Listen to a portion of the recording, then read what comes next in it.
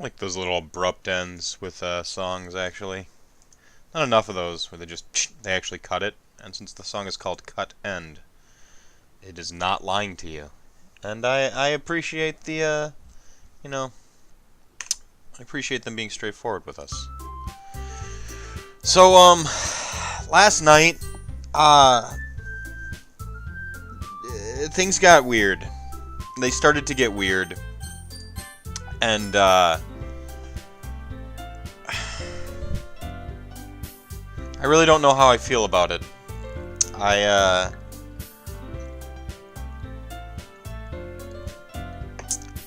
accidentally started kind of, befriending the one character, and I wish we could steer away from it. But I sense we're doing multiple playthroughs. I gotta chase the unicorn, everybody. Oh, look at how many pages of save slots they give us. Where were we? Friday, October 13th. I think this is where we're at right here, actually. Yeah, so this has got to be it. Alright. As I approach my house, I see something that makes me feel a moment of panic. Yuri. Whoa! Thank goodness. You're a little early. I'm sorry I wasn't home yet. Were you waiting for me, were you waiting for long? No, I just got here. But I started to get really nervous when nobody answered the doorbell. You always could have texted me. If I had known, I would have reassured you and hurried more on my way home. I suppose that's true. I didn't think of that for some reason. It should be common sense. It should be common sense to do that, but I decided to ignore it. Anyway, let's go inside. I see you brought a lot of stuff with you. That's right. And did you manage to find everything I asked you to buy as well? Yeah, pretty much. At least I hope I got everything right. I'm sure we'll be fine. Aw, shit, she's even dressed like a basic bitch. She's got the, fucking sweater and leggings on. She's probably wearing a pair of Uggs, too. Take Yuri to my room.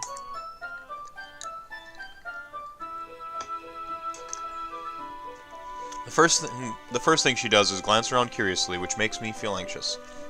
It's so clean. She seems happy. I cleaned it before you came over, so that's very considerate of you to do. No. It would be really embarrassing for my room to be a mess while you were here.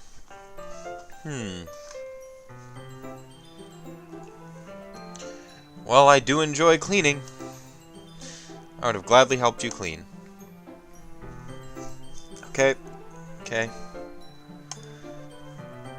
That would be even more embarrassing. Wait, don't look in there. I snatched Yuri's wrist, which was in the process of opening a desk drawer of mine. I'm sorry. I wasn't thinking for some reason. I was just spacing out. It's fine. It's fine. I let go of Yuri's wrist. She puts both her hands firmly in her lap, as if making sure she's keeping track of them. So, should we get started? Yes. I have a few things planned that you can help with. Decorations and other atmospheric enhancements. Atmospheric enhancements? You know, mood lighting, aromatherapy candles. Oh, wow. I didn't know you planned on taking it that far. Of course. I want to help take our guests to a faraway place. Although many will stop by just out of curiosity. And for cupcakes, I guess. I'm determined to provide an experience that will leave them wanting more. That's great. It's easy to forget that you're a pretty intense person. Intense? I guess it's the best way to put it. Is that a bad thing? No, not at all. It's something that I like about you, actually. Is that so, Sodeska? That makes me feel relieved. And kind of happy. Yeah, no need to be so anxious. You can relax a little. Relax? I brought some things for relaxation. I was going to use them during the poetry event. Oh yeah, like what? Let's see. Yuri rummages through her bag. She pulls out a few candles and a wooden cylinder-shaped box. I did some shopping on the way here, so I happen to have these in my bag. I plan to cover the windows with black paper and use the candles to light the room. I think that would be amazing, don't you? Yeah, that would be really neat. Someone says the word neat, they're usually ambivalent. It's the wooden thing, though. Oh, this. It's a diffuser for essential oils. How familiar are you with aromatherapy? She's gonna drug me, isn't she? Not familiar at all. Is that so? It's one of my favorite contributors to a positive atmosphere. Depending on the oils or herbs you choose, you can change the mood of the air itself.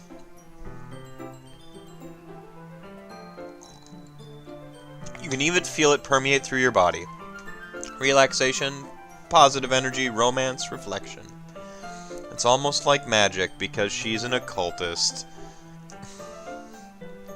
Here he takes a cylinder and pushes a switch on the bottom. In just a moment, a thin ray of vapor begins to spout from a small hole on the top. Wow, that smells wonderful. What kind of mood is that one for? This is a jasmine essential oil. It smells a little sweet and flowery, right? Yeah, that's a good way to describe it. I chose jasmine for the event because it provides more than relaxation. Jasmine enhances your emotions and helps you feel them flow through your body. You feel warmer and your heart pounds more heavily. Don't you think that would be perfect for sharing our poems? Does sound suitable, or you could just get everyone drunk. But you seem to know a lot about this, so I'll trust your opinion with anything. Yuri smiles gently, clearly enjoying herself. She again reaches into her bag and pulls out several spools of thin ribbon. What are those for? Well, did you purchase the origami paper I asked you to get? Yeah, I have it over here. We won't be using the paper for folding origami. Plot twist. What I'd like to do is write a different word on each paper. I'll need about 100 of them. Oh yeah? What will those be used for? Well, I'm going to cut pieces of ribbon to hang from the doorway of the classroom. Then, we can fasten the paper onto the ribbons to create a doorway curtain. Wouldn't that be beautiful? It would also catch the eye of those passing by the room. It may attract some to peek inside. That's really creative. I had no idea you'd be so good at this, Yuri. Is that so? Well, I suppose I do get a little intense, as you'd put it. Ooh. Yuri giggles with red cheeks. Is it just me, or is she more relaxed when it's just the two of us? Or maybe it's the excitement she feels from sharing something that she enjoys. Here's a marker, Mephisto. You can write any characters you want. I'll help you once I finish cutting the ribbons. Alright. Sitting on the floor together, the two of us get to work. I carefully draw a different character on each paper, doing my best to manage my bad handwriting. Yuri unravels a long strand of red ribbon to her desired length. Then she reaches into her bag once more and pulls out a pocket knife. Huh? The knife is strangely beautiful. The silver handle has an intricate pattern of waves etched into it. The blade itself is gently tinted blue. That's no ordinary pocket knife. Looks really fancy. Well, embarrassed, Yuri looks away. What is it? You're going to think it's weird. Yuri, whatever it is, I have no reason to judge. To each their own, you know? If you promise you won't be weirded out. Yeah, I promise. Alright. The thing is, I'm kind of into knives. Ah! Of course she's into knives. Of course. Why wouldn't she be? They're just so pretty. I can't help it. I don't know what it is. A combination of craftsmanship and feeling of danger, maybe. What am I saying? Please don't think I'm weird for this. Ha ha ha ha. Wrong reaction, Mephisto. You're laughing at me? No, I'm laughing. No, I'm not laughing at you. It's just funny how nervous you get about sharing. It's an interesting thing to be into, I guess. But I think it kind of suits you. Suits me. Yeah, it's kind of intense. Besides, it's a really cool looking knife. I can't deny that. It is, isn't it? Yuri relaxes her expression once again. Would you like to hold it? Sure, I'll check it out. Yuri carefully hands me the knife with the handle facing me. I take it and turn it around in my hands. It feels heavy and extremely solid. Where do you even get a knife like this? Serial killers are us, obviously. Yo, thanks for the host. Curious as of its sharpness, I feel the point of the knife with my index finger. Don't do that. Idiots do that on TV shows. You're not actually supposed to do that. Ow! Mephisto! Ooh, that subscription. Thanks. That brings our total to 5 subscribers. Moving on up, yo. I have 5 sub points. I think at 10 I get a new emote. It'll take a little bit, just like it did for what's his name. Or you have to refresh the page. Mephisto, why did you do that? I didn't expect to be that sharp. I barely touched it at all. It's my fault. I should have warned you. This knife is extremely sharp. Jesus. Jesus. Jesus.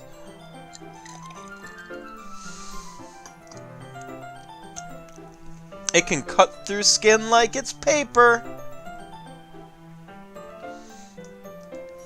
Oh no.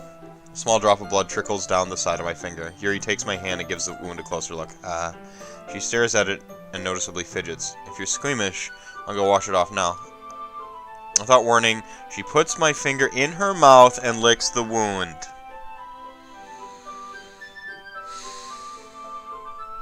Not like this. Feel her tongue curl around my finger. Startled, I instinctively pull my hand back. Oh, please forgive me.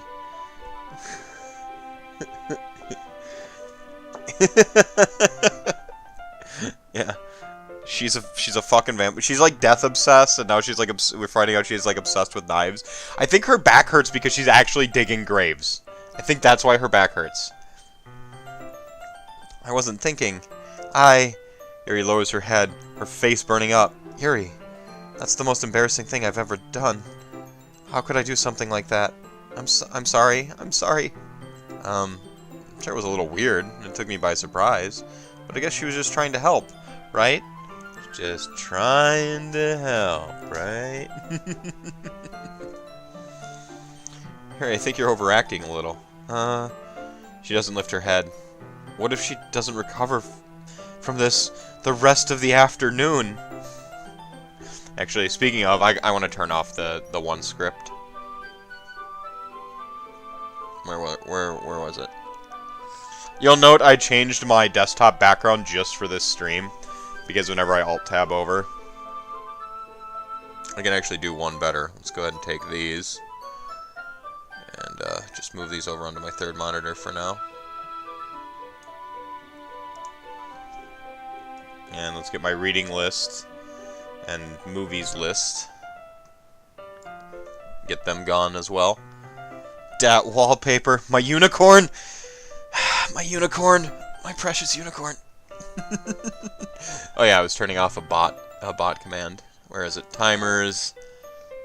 Incentives needs to be turned off. There we go. That should only be on during D&D screens. It's almost like a girl is looking at you.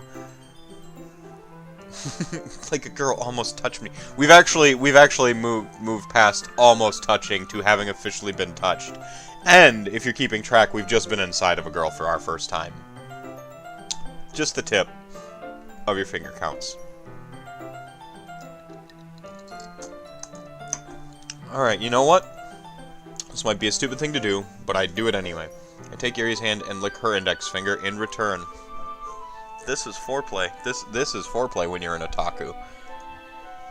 Mephisto! Did you really just do that? Now we're even. ... Yuri just looks at me like I did something wrong. I knew that would be a bad idea. If not for the sweet aroma of jasmine oil, the air would be extremely heavy right now.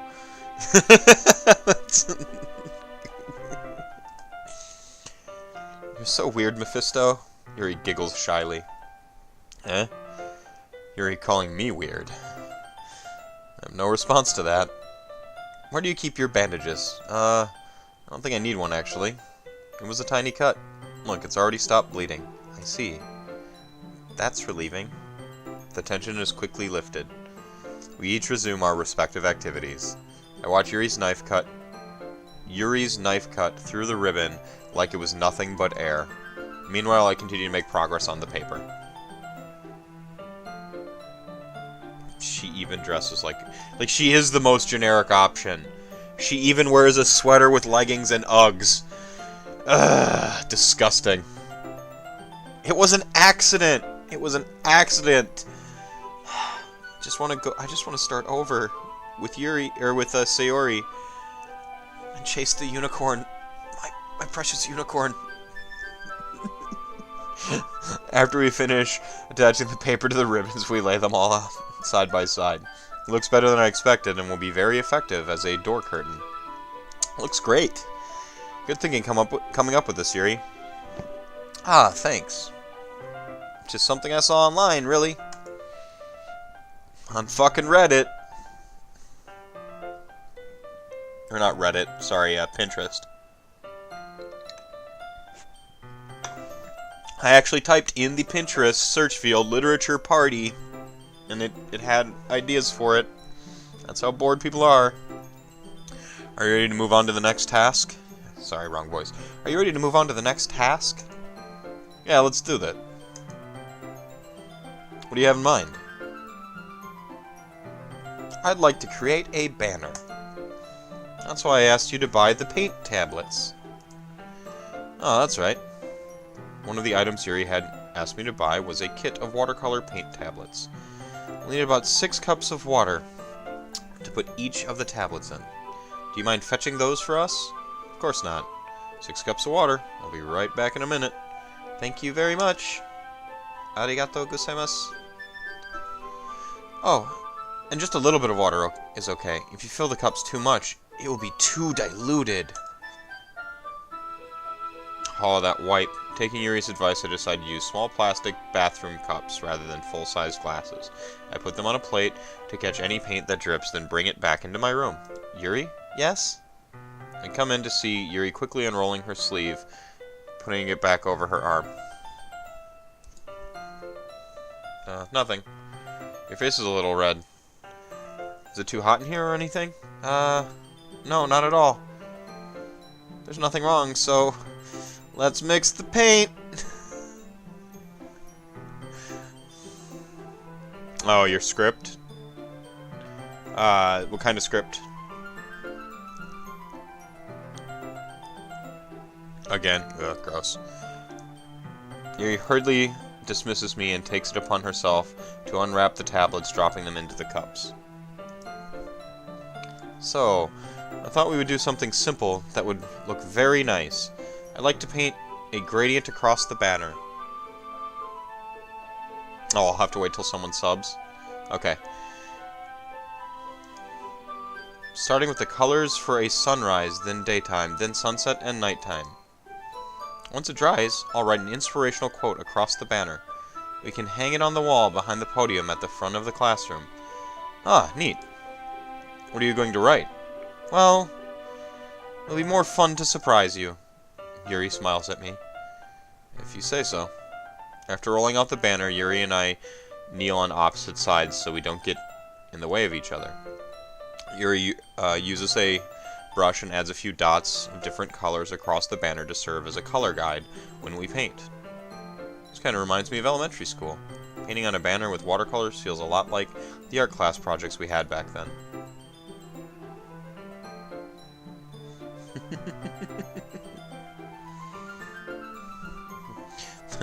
It's like she just starts painting with the blood from her obvious cutting where she's been cutting her wrist and stuff. It's relaxing. I'm sorry if this feels too childish. No, I didn't mean that at all. It's kind of fun, you know? Yeah, it is fun. I'm glad you feel that way too. Yuri stops painting for a moment, thinking to herself. For me, I don't need to go out and do crazy things to have fun. In fact, I usually don't even want to. She's one of those girls that likes to stay home. Yes! I just like when I can spend time with one other person. Even it's something simple like reading. It doesn't even matter if we don't talk much. And she likes to stay quiet.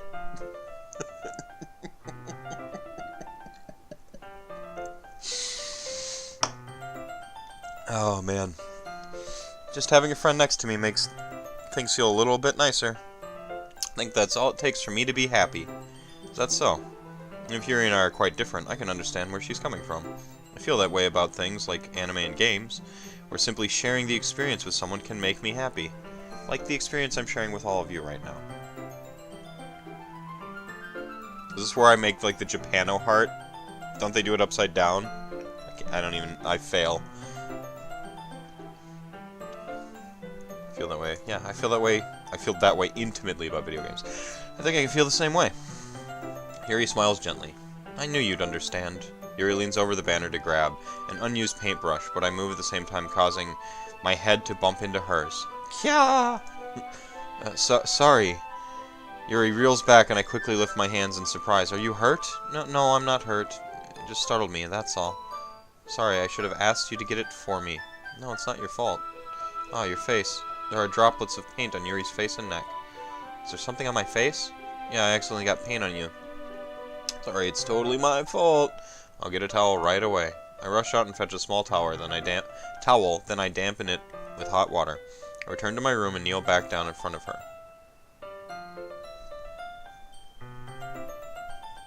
This scene. God damn it. Here. I pat down Yuri's face and neck with the towel. Is something wrong? It's hot, I just didn't expect it. Sorry. I didn't want to use cold water. Having finished, I start to retract my hand, but Yuri suddenly holds my wrist. Wait. Oh, the hand! It's on my wrist! Huh? Just for a little longer? It feels really nice. Keep my hand still against Yuri's neck. She looks into my eyes. It's an intense expression that I recognize from when she reads her books, almost as if she's lost in a daze, enveloped by her own thoughts. She breathes gently, half through slightly parted lips. What is happening? Is it the aroma of jasmine oil giving me this dizzy feeling? Jasmine oil. Yuri's gentle fingers wrapped around my wrist send a tingling sensation through my arm, and suddenly her face seems to be much closer to mine than it was just a moment ago. Yuri slowly pulls away. Sorry, I've been feeling a little lightheaded today. I didn't mean to space out. It's fine. Ah, so close.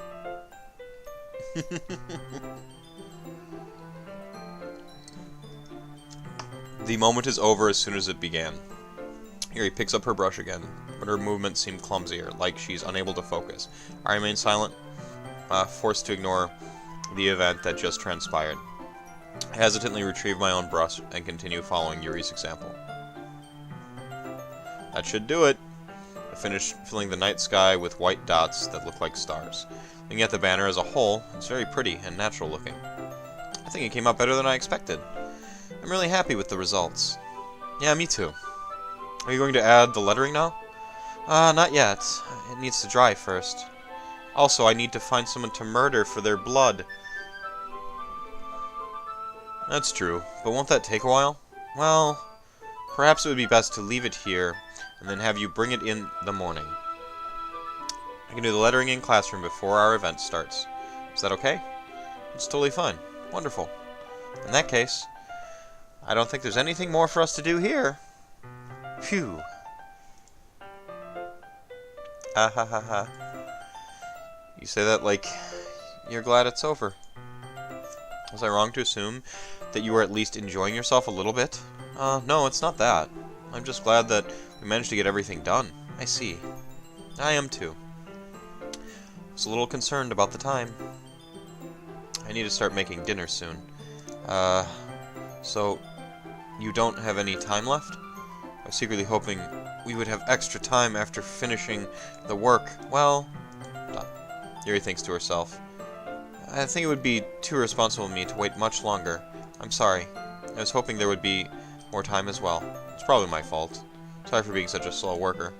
No, it's not your fault at all. And the important thing is that we got everything done, right? Yeah. So, I shouldn't be disappointed or anything. Gathering all her things, Yuri seems to look a little downcast. I understand why. It sounded like she rarely gets the opportunity to spend time with friends in a relaxed environment. But that doesn't mean this is the last time it can happen.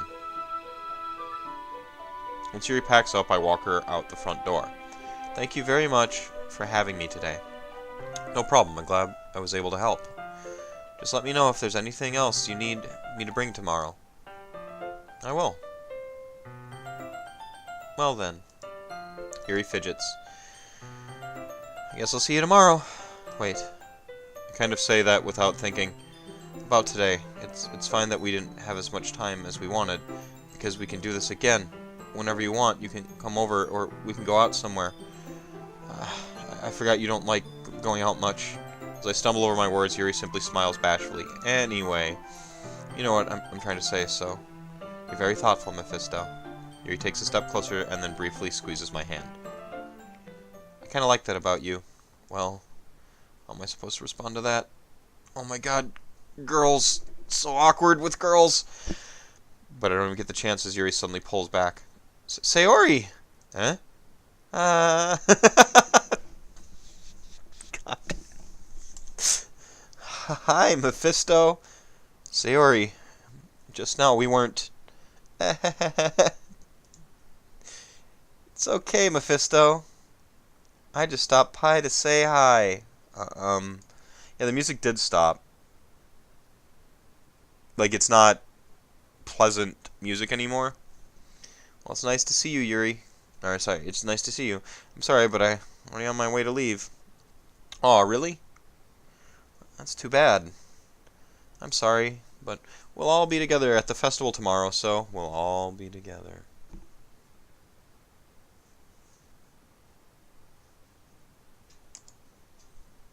So that's fine, right? Of course! Sayori beams. Oh, Sayori. Damn it. Yeah, so I'll see you tomorrow. Clearly embarrassed, Yuri hurries off. Sayori waves goodbye after her. Sayori? I thought you didn't want to come over today. Well, I tried staying in my room, but my imagination was being really mean to me. So I had to come over here and see it for myself. See what? What are you talking about? You know, how much fun you were having with Yuri. What's that term? Tsundere? Tsundir? What? The Japanese word for, like... And how close you got to her. It makes me really happy. So happy that you've made such good friends. That's all that matters to me. Tears start to fall down Sayori's face. That's all that matters to me. Why am I feeling this way, Mephisto? I'm supposed to be happy for you. Why does it feel my heart is splitting in half? It hurts so much. Everything hurts so much. This would be so much better if I could just disappear. Sayori, don't say that. It's true, Mephisto. If I wasn't here, then you wouldn't have to waste your sympathy on me. You wouldn't have to put up with me being selfish. Monaco's right. I should just... Monica? Monica's right about what? Sayori? What I said before is true. I'm not going to let this continue. Caring about you like this isn't the burden your mind is making it out to be. It's something that makes me happy. It's something that I wouldn't trade for anything else. So even if it takes an entire lifetime, I'm going to be by your side until you don't feel any more pain. But... Sayori looks away. Put a hand on her shoulder to reassure her. I'm scared, Mephisto. I'm really scared. What are you scared of, Sayori? I'm scared that I might like you more than you like me. Sayori, it's true, isn't it? I was weak and started to like you too much. I did this to myself. Mephisto, I like you so much that I want to die. Oh boy. That's how I feel. And it's enough, Sayori. I don't want you to hurt anymore. I slide my hand down Sayori's arm and squeeze her hand in my own. Do you remember how I said I always know what's best for you? That's so gross. Don't say that shit to people. Do you still believe me? Wordlessly, Sayori nods. Even if you don't understand all of your own feelings, I know what you need the most right now, and that's what I'm going to give you.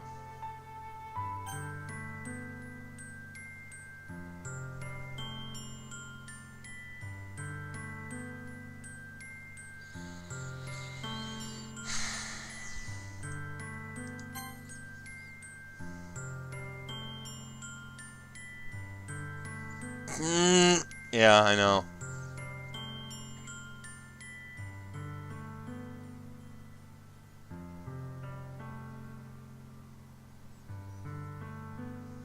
Yeah, this is the moment I saved for you.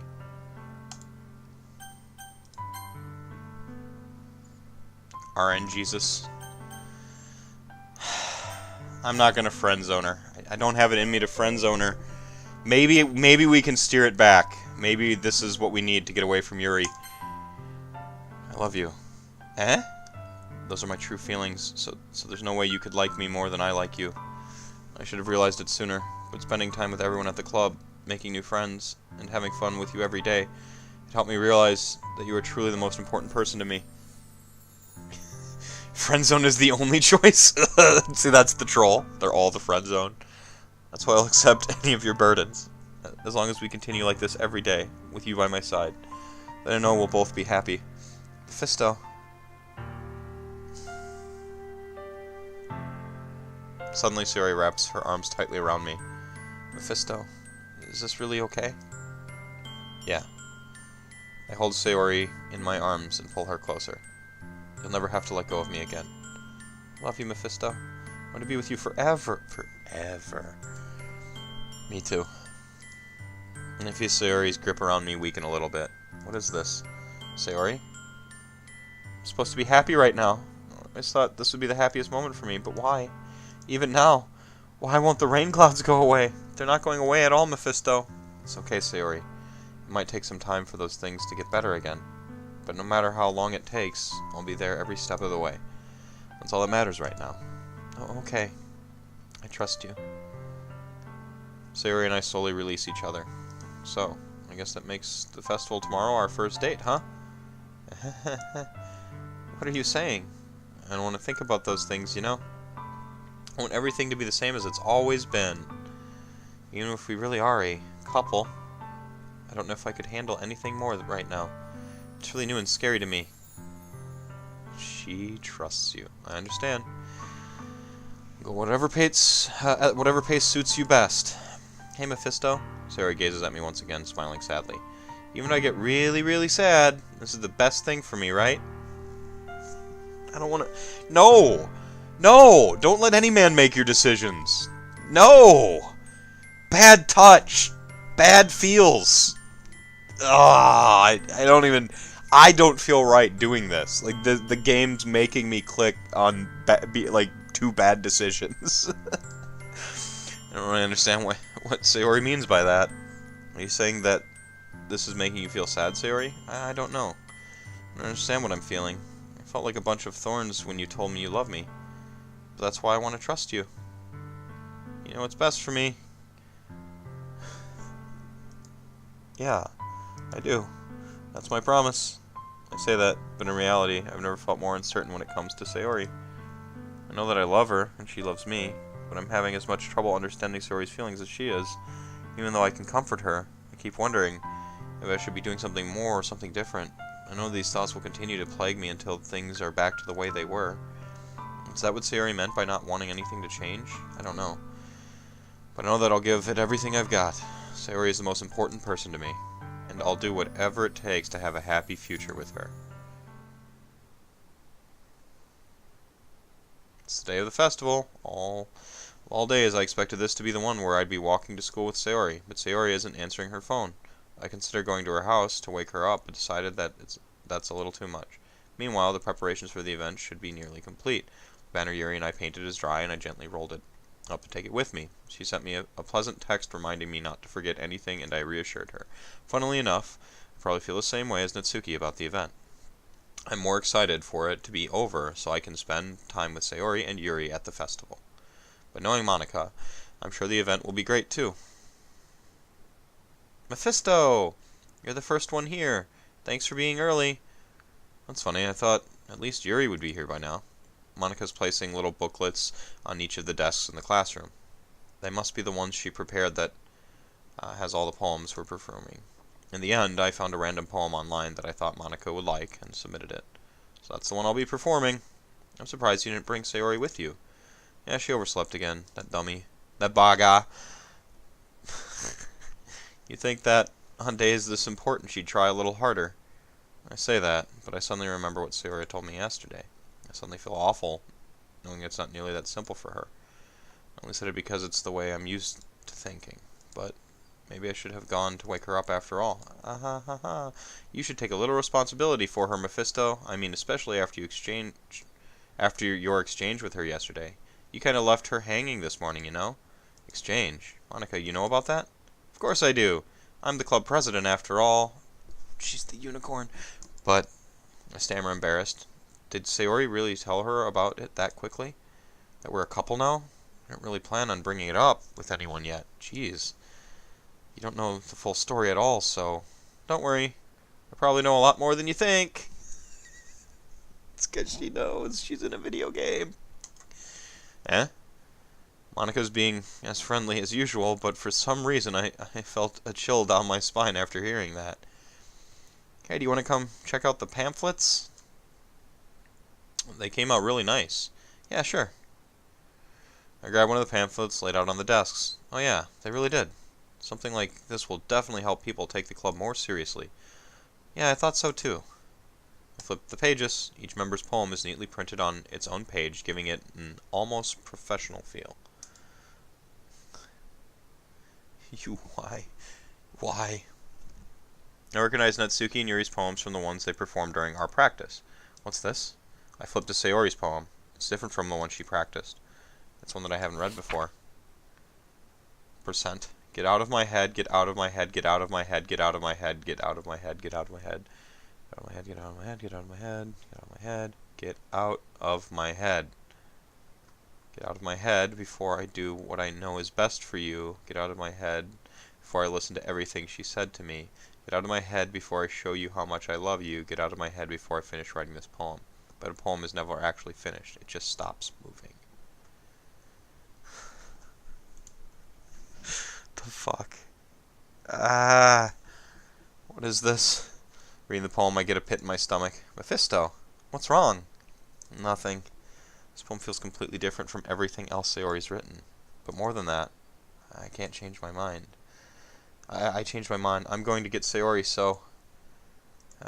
well, alright. God damn it. Try not to take too long, okay? I quickly leave the classroom. Don't strain yourself. Monica calls that out after me. I quicken my pace. What was I thinking? I should have tried a little bit harder for Sayori. It's not a big deal to at least wait for her or help her wake up. Even the simple gesture of walking her to school makes her really happy. Besides, I told her yesterday that things will be the same as they always have been. That's all she needs, and what I want to give her. I reach Sayori's house and knock on the door. I don't expect an answer, since she's not picking up her phone either. Like yesterday, I open the door and let myself in. Sayori? She really is a heavy sleeper. I swallow. Can't believe I ended up doing this after all. Waking her up in her own house. That really is something that a boyfriend would do, isn't it? In any case, it just feels right. Outside Sayori's room, I knock on her door. Sayori? Wake up, dummy! There's no response. I really didn't want to have to enter her room like this. Isn't it kind of a breach of privacy? But she really leaves me no choice. I gently open the door.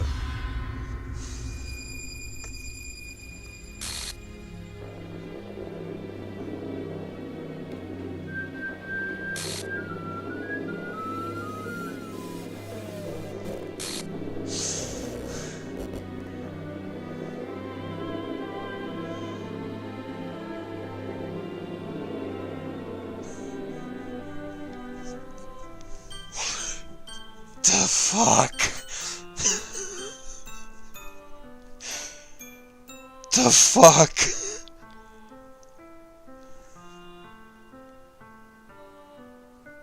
Oh, that's fucking brutal. Okay. What the hell? What the hell? Is this a nightmare? It has to be.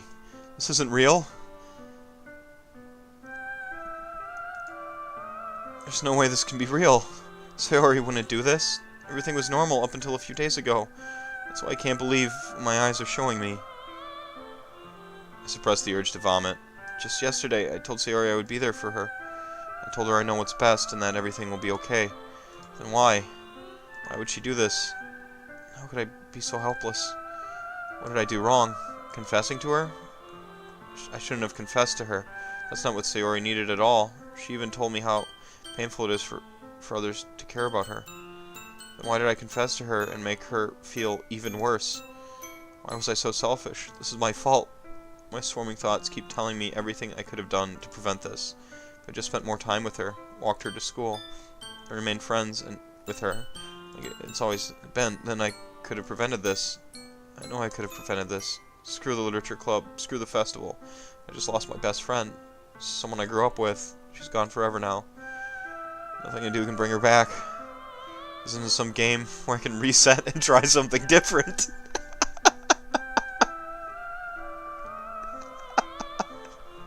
She's just been hanging out.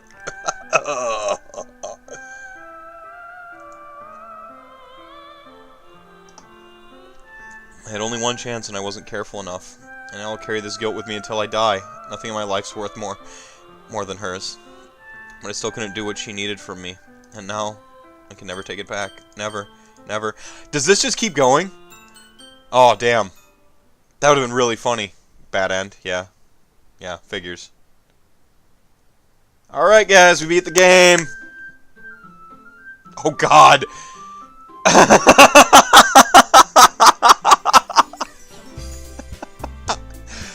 Oh, that's awesome.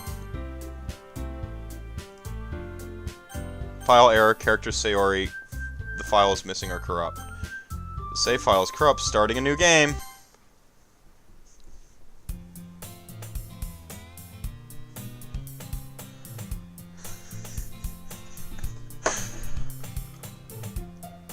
Okay.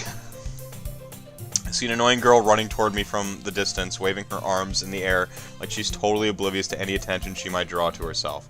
That girl is my neighbor and good friend since we were children. You know, the kind of friend you'd never see yourself making today, but it just kind of works out because you've known each other for so long. We used to walk to school together on days like this, but starting around high school she would oversleep more and more frequently and I would get tired of waiting up. But if she's going to chase after me like this, I almost feel better running away. However, I just sigh and idle in front of the crosswalk and let catch up with me.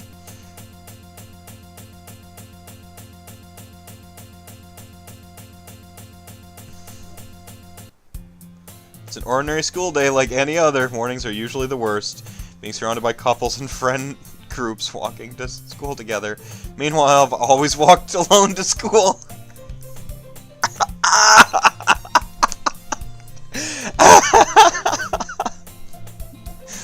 I always tell myself it's about time I meet some girls or something like that, but I have no motivation to join any clubs. Perfectly content to just getting by on the average while spending my free time on games and anime. There's always the anime club. It's not like there would be any girls in it anyway. The school day is as ordinary as ever. It's over before I know it. After I pack up my things, I stare blankly at the wall looking for an ounce of motivation. Clubs. There really aren't any that interest me. Besides, most of them would probably be way too demanding for me to want to deal with. I guess I have no choice but to start with the anime club. Mephisto? Monica? Oh my goodness, I totally didn't expect to see you here. Yeah, you did. You're the one who's controlling the game. No. My unicorn. She's the evil one. She got even hotter. It's been a while, right? Yeah, it has. Monica smiles sweetly. We do know each other. Well, we rarely talk, but we were in the same class last year. She knows. Oh, she fucking knows everything, right? Like, her... Yeah. Like, she basically told... I think it was alluded to that she told her to kill herself.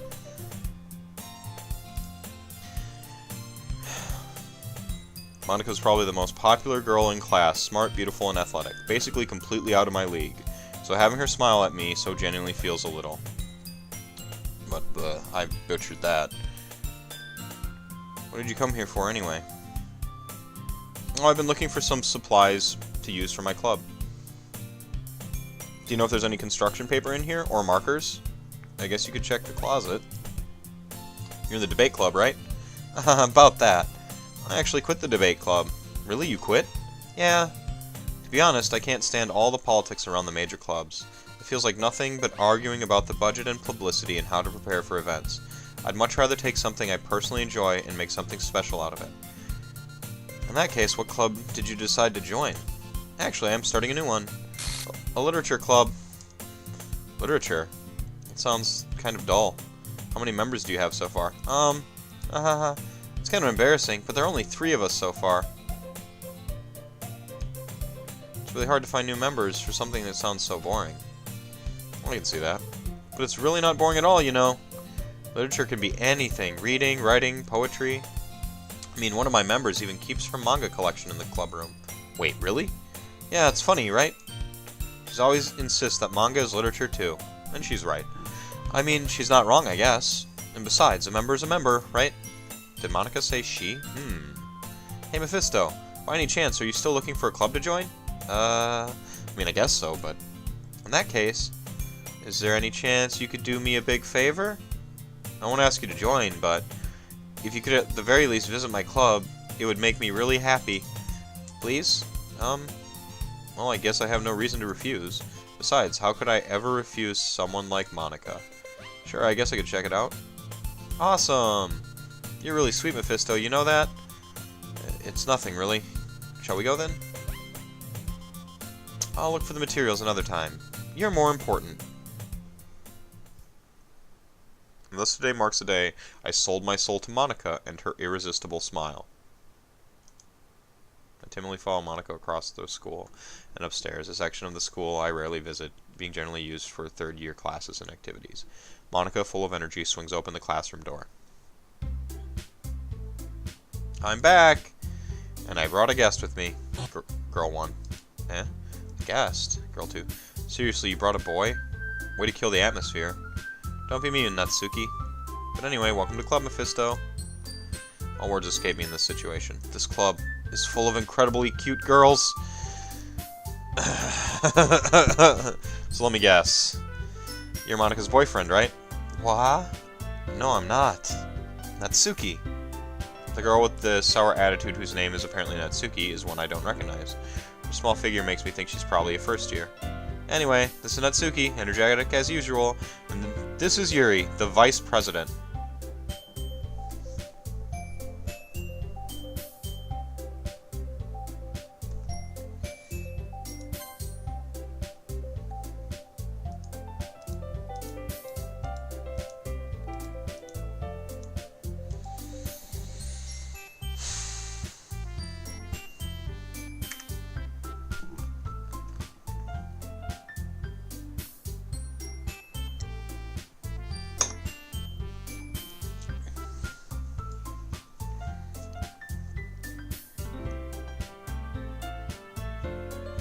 Yuri, who appears comparably more mature and timid, seems to have a hard time keeping up with someone like Natsuki. Yeah, it's nice to meet both of you. So I ran into Mephisto in a classroom, and he decided to come check out the club. Isn't that great? Wait, Monica. Didn't I tell you to let me know in advance before you brought anyone new? I was going to, well, you know. Sorry. I didn't forget that, but I just happened to run into him. In that case, I should at least make some tea, right? Yeah, that would be great. Why don't you come sit down, Mephisto? The girls have a few desks arranged to form a table. Yuri walks to the corner of the room and opens the closet. Meanwhile, Monica and Natsuki sit across from each other. Still feeling awkward, I take a seat next to Monica. So I know you didn't really plan on coming here, but we'll make sure you feel right at home, okay? Right at home. Forever. As president of the Literature Club, it's my duty to make the club fun and exciting for everyone. I'm surprised there aren't more people in the club yet. It must be hard to start a new club. You can put it that way. Not many people are very interested in putting out all the effort to start something brand new. Especially when it's something that doesn't grab your attention, like literature. You have to work hard to convince people that you're both fun and worthwhile. But it makes school events, like the festival, that much more important. I'm confident that we can all really grow this club before we graduate. Right, Natsuki? Well, I guess. Natsuki reluctantly agrees. Such different girls, all interested in the same goal. Monica must have worked really hard just to find these two. Yuri returns to the table carrying a tea set. She carefully places a teacup in front of each of us before setting down the teapot in the middle. You keep a whole tea set in this classroom? Don't worry, the teachers gave us permission. After all, doesn't a hot cup of tea help you enjoy a good book? I guess. Don't let yourself get intimidated. We can...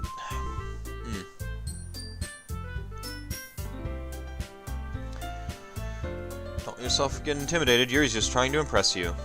Yeah, that's not it. Insulted, Yuri looks away. I meant that, you know, I believe you. Well, tea and reading might not be a pastime for me, but I at least enjoy tea.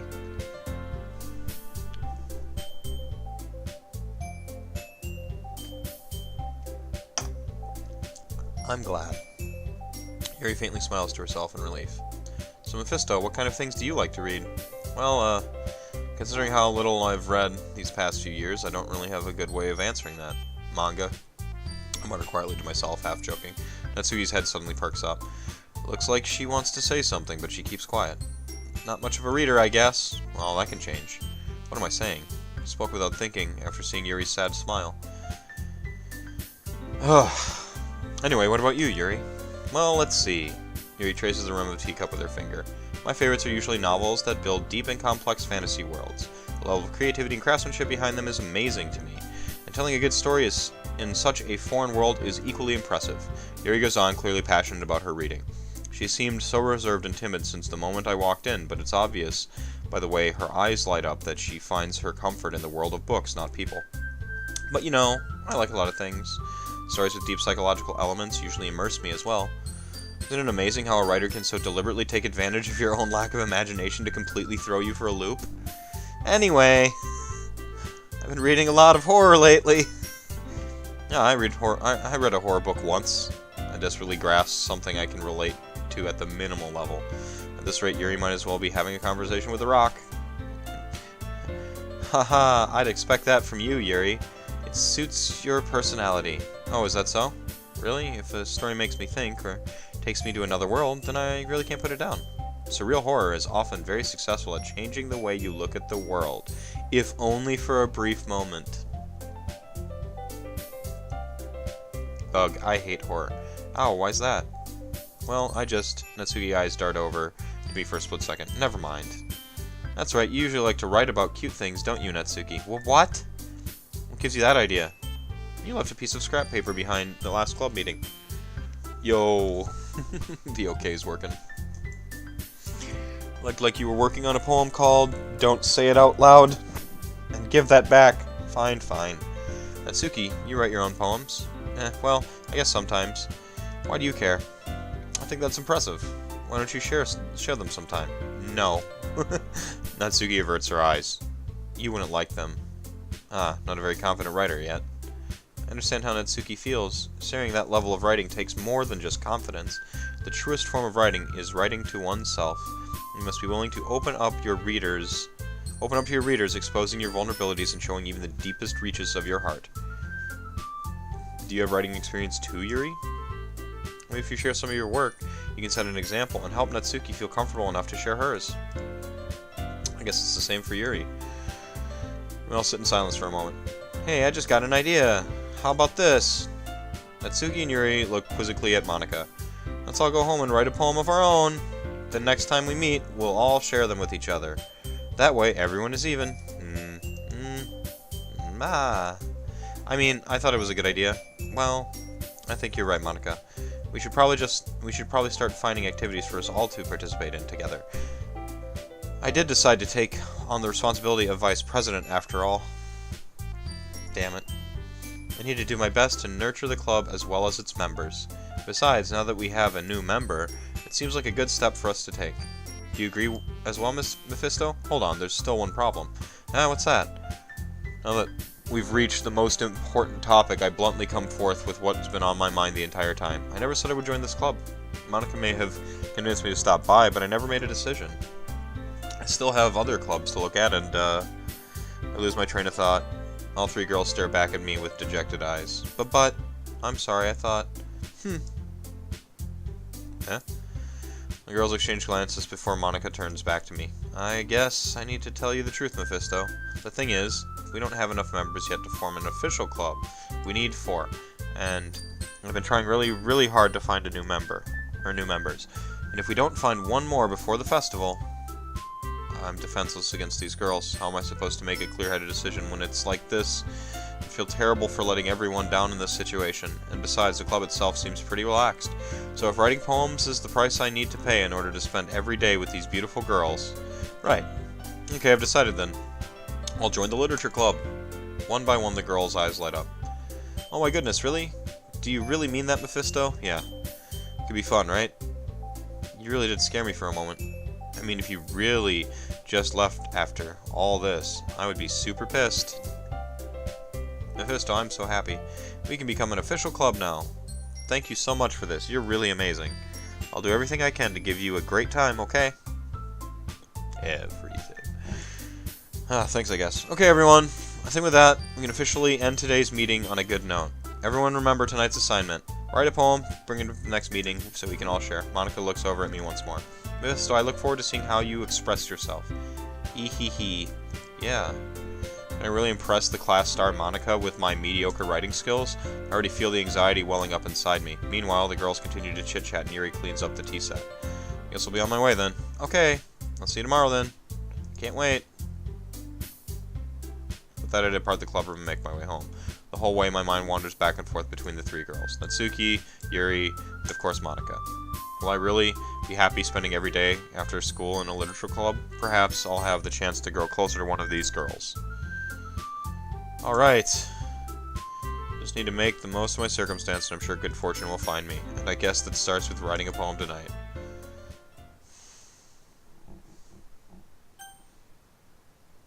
You have unlocked a special poem. Would you like to read it? I can't convince myself to go to therapy when I'm the happiest I've ever been. I'd rather keep this up until I blow my cover and someone takes me to the emergency room.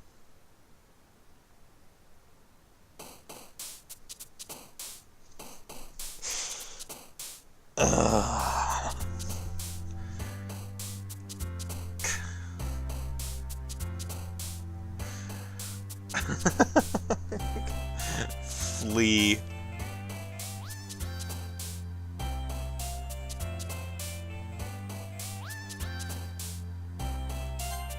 Memories. Suicide. She liked candy. The rain cloud got her. Death.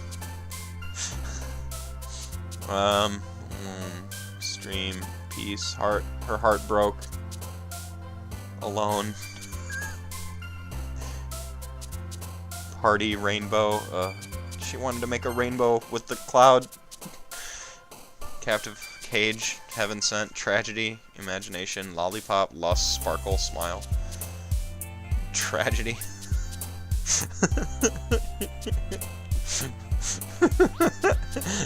Boop. Oh, more clouds.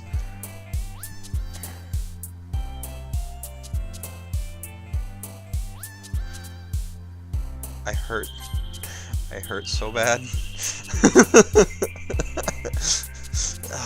Fucking depression, and I like gave her the most cliche responses ever.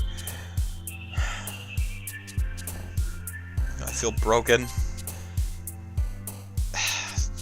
Broken sadness. It's never to feel good again. It's disorienting, really. If only I had someone to commiserate with now that she's gone.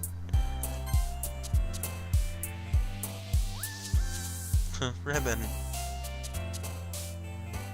Unending. And I'm sure she jumped from that chair to kill herself. I can't unsee the after image. That horrible disaster left me with only raindrops. Hi again, Mephisto. Glad to see you didn't run away on us. Ha ha ha. I should have ran. Nah, don't worry. This might be a little strange for me, but I at least keep my word. Well, I'm back at the literature club. I was the last to come in, so everyone else is already hanging out. It's only ever Monica. It's only Monica. Thanks for keeping your promise, Mephisto. I hope this isn't too overwhelming of a commitment for you, making you dive headfirst into literature when you're not accustomed to it. I get it. Hang on, I'm watching my thank you stream delay. I want to see. Was that a fucking... Okay, I thought there was like a halo over her. But come on, like he deserves any slack. You already had to be dragged here by Monica. I don't know if you plan to just come here and hang out or what. If you don't take us seriously, then you won't see the end of it. Natsuki, she's covering up the text this time? Sorry. Someone who keeps manga collection in the classroom. Natsuki finds herself stuck between saying Monica and manga. Manga is literature. Swiftly defeated. She goes back to her seat. I'm sorry, Mephisto. We'll make sure to put your comfort first, okay? Yuri shoots Natsuki with a disappointed glance. Anyway, now that you're in the club and all, perhaps you might have interest in picking up a book to read. Well, I can't really say no either way. Like you said, I'm in this club now, so it only feels right for me to do something like that, if you ask. Well, wait. I didn't mean that like that. If you don't really want to, then forget I said anything, I guess. No, it's not that, Yuri. I want to try to be a part of this club, so even though I don't read often, I'd be happy to pick up a book if you wanted me to. Are you sure? Just felt like... Well, as vice president and all. I remember the last vice president. She's still burned up here. That should help you get started on something you might like. Yuri reaches into her bag and pulls out a book. I don't want you to feel left out, so I picked out a book that I thought you might enjoy. It's a short read, so it should keep your attention. Even if you... And we could, you know, discuss it. This is how is this girl accidentally being so cute. She even picked out a book she thinks I'll like despite me not reading much. Yuri, thank you. I'll definitely read this. I enthusiastically take the book. Phew! Well, you can read it at your own pace. I look forward to hearing what you think. Is it gonna, like, pigeonhole me into my past decisions with Yuri? It's called The Friend You Failed. Ugh! It's called The Friend You Failed by, like, fucking levying platitudes at her about her depression while pressuring her.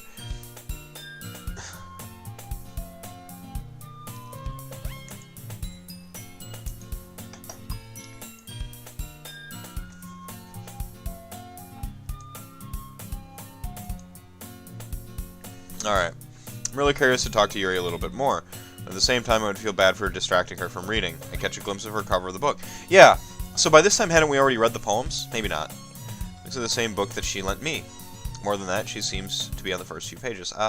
Crap. I think she noticed me looking at her. She sneaks another glance at me, and our eyes meet for a split second. That only makes her hide her face deeper in her book. Sorry, I was just spacing out. I mutter this, sensing I made her uncomfortable. Oh, it's fine. If I was focused, and I probably wouldn't have noticed in the first place. But I'm just rereading a bit of this, so that's the book that you gave me, right? I wanted to reread some of it.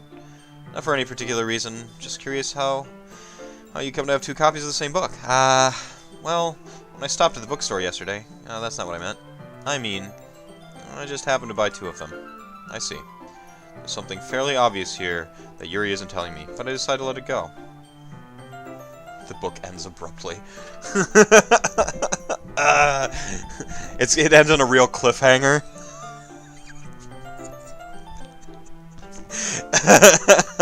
Oh. With that, I need to be right back.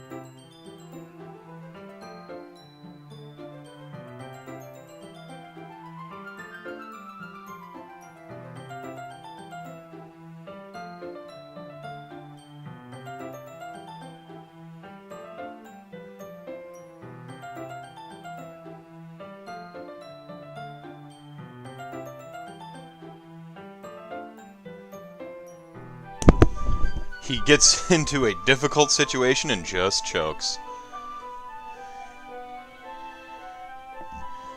Yes, so the main character does just make the horrible choices on his own, and the choices you get to make are like the basic ones, and sometimes it feels like they're kind of like the patchwork, like you're trying to like compensate for his like horrible mistakes. But like I said early on, it felt like I kind of got railroaded towards Yuri the first playthrough, and I think that's by design. Like my poetry, she liked my poetry, and I probably could have... But you don't... That first poem you click through, you don't know, right? And so I think the game, it's got to be like a numbers thing, right?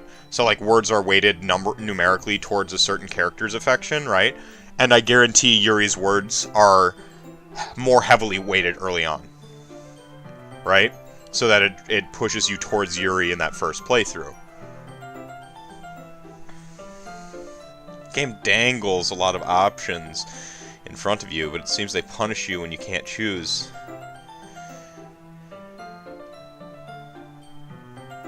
And that's wrong. What's wrong?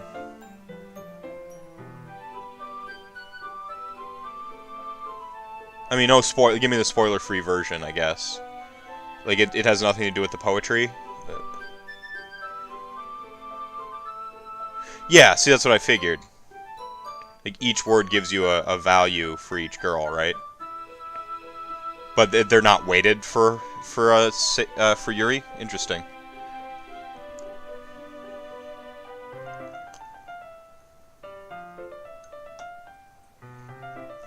Well, that was an accident.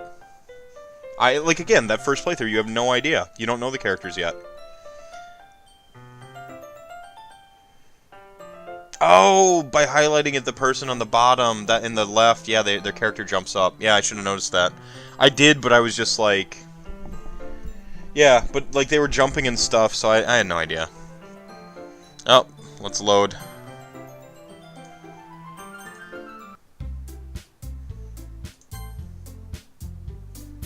Alright.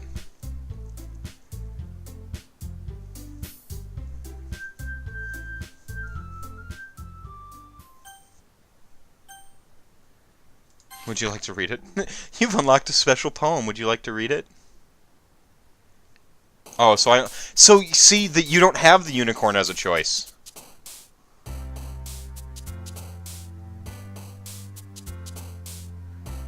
Like,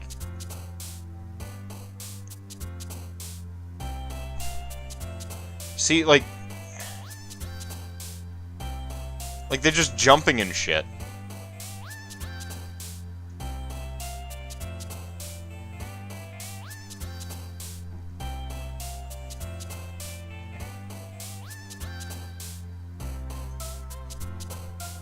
Yeah, but, like, again, see, like, there's no indication that I mean, now I know the words a little more.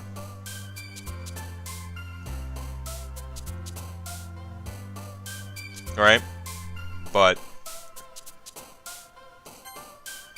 it's after you click it, so yeah, you have to autistically reload.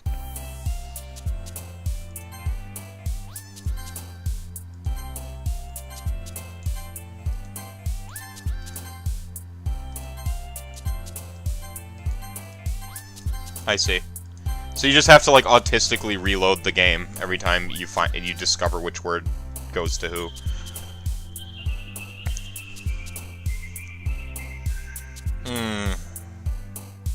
I really don't like her. But I'm curious to know what her malfunction is.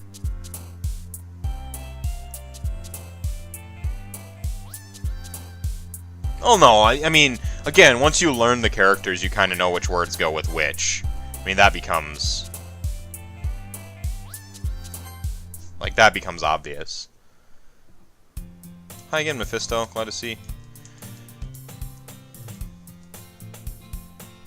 Thanks for keeping your promise.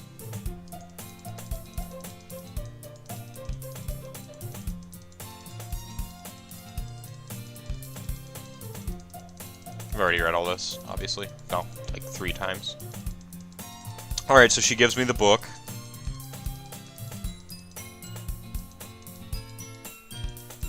So she's still flirting with me. Oh, Natsuki. She seems annoyed by something. I approach her in case she needs a hand. Here we go. Okay. Hey, there's a learning curve to everything, right? You cheated with the internet. Excuse me, I gotta take this fucking hoodie off. It's getting hot in here. It's getting hot in her. So what do you guys think? What do you think, chat? Should we go for Natsuki or Yuri? Like, obviously someone's gonna die again, right?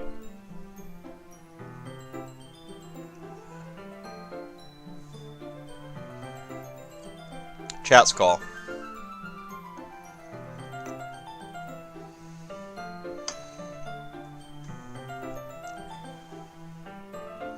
Alright. Alright, we'll go with the Sundari. Sundari. Save Yuri. Let's try to save her with my horrible decisions and with my horrible decisions. Ah, the unicorn! Why can't I get Monica to like me?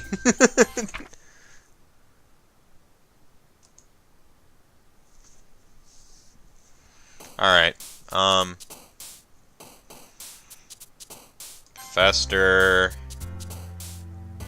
empty, frightening, intellectual, melancholy, existence, entropy, infinite, anxiety, captive, disarray, lust. Ooh, lust leans towards her. Embrace, contamination, insight,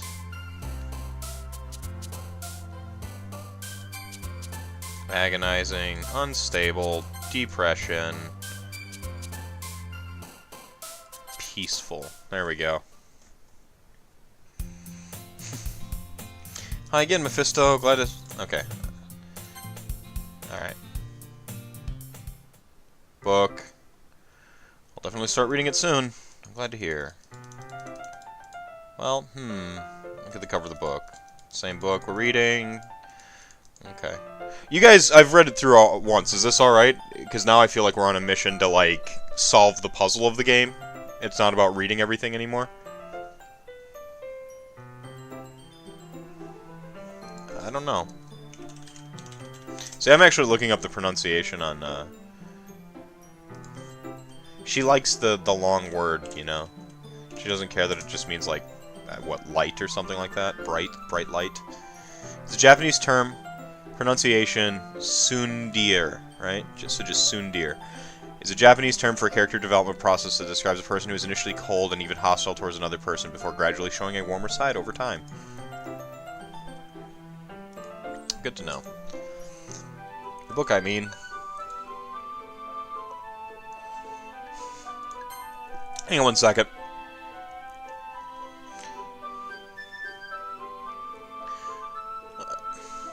I regret. I look at the cover of the book.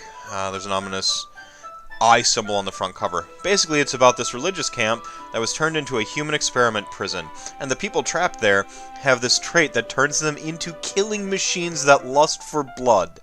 But the faculty gets even worse, and they start selectively breeding people by cutting off their limbs and affixing them to... Oh, that might be a little bit of a spoiler. But anyway, I'm really into it. The book, I mean. Not the thing about limbs. I don't call myself a weeb. I truly do not call myself... Like, I'm not a weeb. I make fun of weebs. Have you not been paying attention?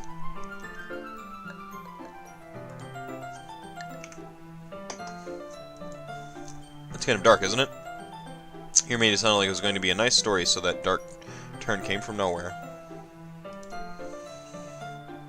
Like, I know, like, a couple of, like, the really basic stuff to, like, joke around, but otherwise I'm not... Like, I watched anime, but I don't obsess over Japanese culture. I do obsess over katanas. Katanas are fucking sweet. I am a katana-phile. But... Tsundere. Tsundere. Tsundere. Okay. Alright, thank you. Ah, are you... Or you're trolling me. Are you not a fan of that sort of thing, Mephisto? No, it's not that. I mean, you can definitely enjoy those kinds of stories. So, we've read all this. Are you guys okay with me skipping until we get a new decision point? I can't skip this, actually. Oh, we haven't actually done this discussion yet. I have figured that out. You have a count in your top left corner of your page count. You guys can't see it because my camera's covering it up. So this is actually new material. That's kind of dark, isn't it? Yuri made it sound like it was going to be a nice story, so that dark turn came from nowhere. Obviously a meta moment. Tsundere, yeah. Tsundere. Well, yeah, that's easy. Soon, like tsunami, soon.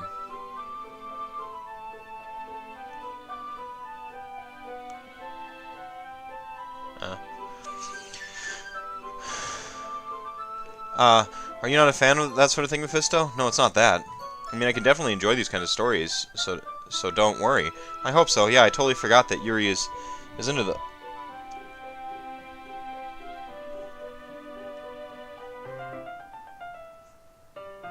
Yuri, this is Yuri talking. Oh no, Yuri's here. Yeah, I totally forgot that Yuri is into those things. She's so shy and reclusive on the outside, but her mind seems to be completely different. It's just that this kind of story, it's the kind that challenges you to look at life from a strange new perspective.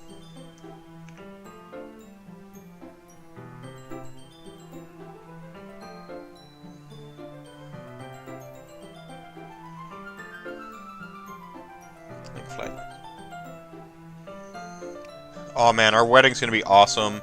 She's gonna wear a black gown with a black veil. Like, basically like the Beetlejuice wedding. Yo, that's our wedding. That's gonna be our wedding. So, right here, buddy.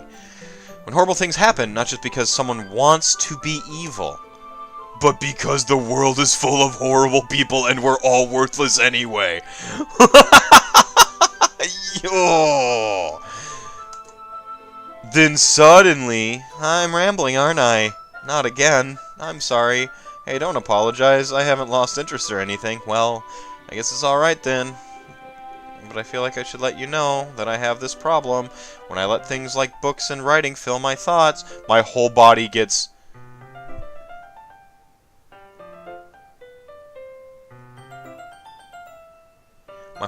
incredibly... kind of forget to pay attention to other people. So I'm sorry if I end up saying something. That's why we can't skip, because there's new stuff. And please stop me if I start talking too much. I really don't think you need to worry. That just means you're passionate about reading. The least I can do is listen. It's literature club after all. That's true. In fact, might as well get started reading it right. Oh, brutal. I mean, you don't have to, but what are you saying? Let me just get the book. Quickly retrieve the book. And put it into my bag. Alright, let's sit here. Yeah, slip into a seat next to her. Ah, yeah, that's good. Are you sure? You seem a little apprehensive. I'm sorry. It's not that I don't want you to. It's just something I'm not very used to. This is reading company with someone. I see. Well, just tell me if I end up distracting you or anything. Alright. I open the book and start the prologue. So understand what Yuri means about reading in company. It's as if I can feel her presence over my shoulder as I read.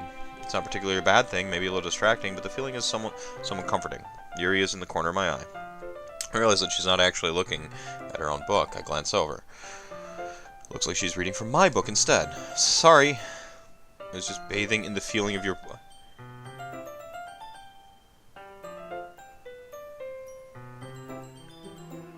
I was just bathing in the feeling of your body heat. Oh man. Hang on a second. We need to change the title of the stream.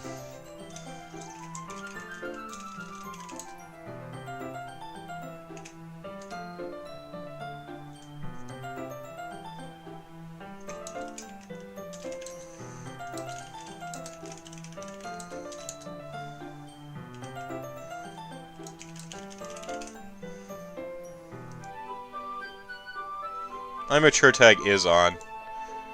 Baby, my mature tag's always on.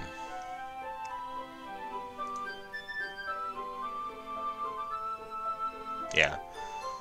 Inappropriate for younger audiences.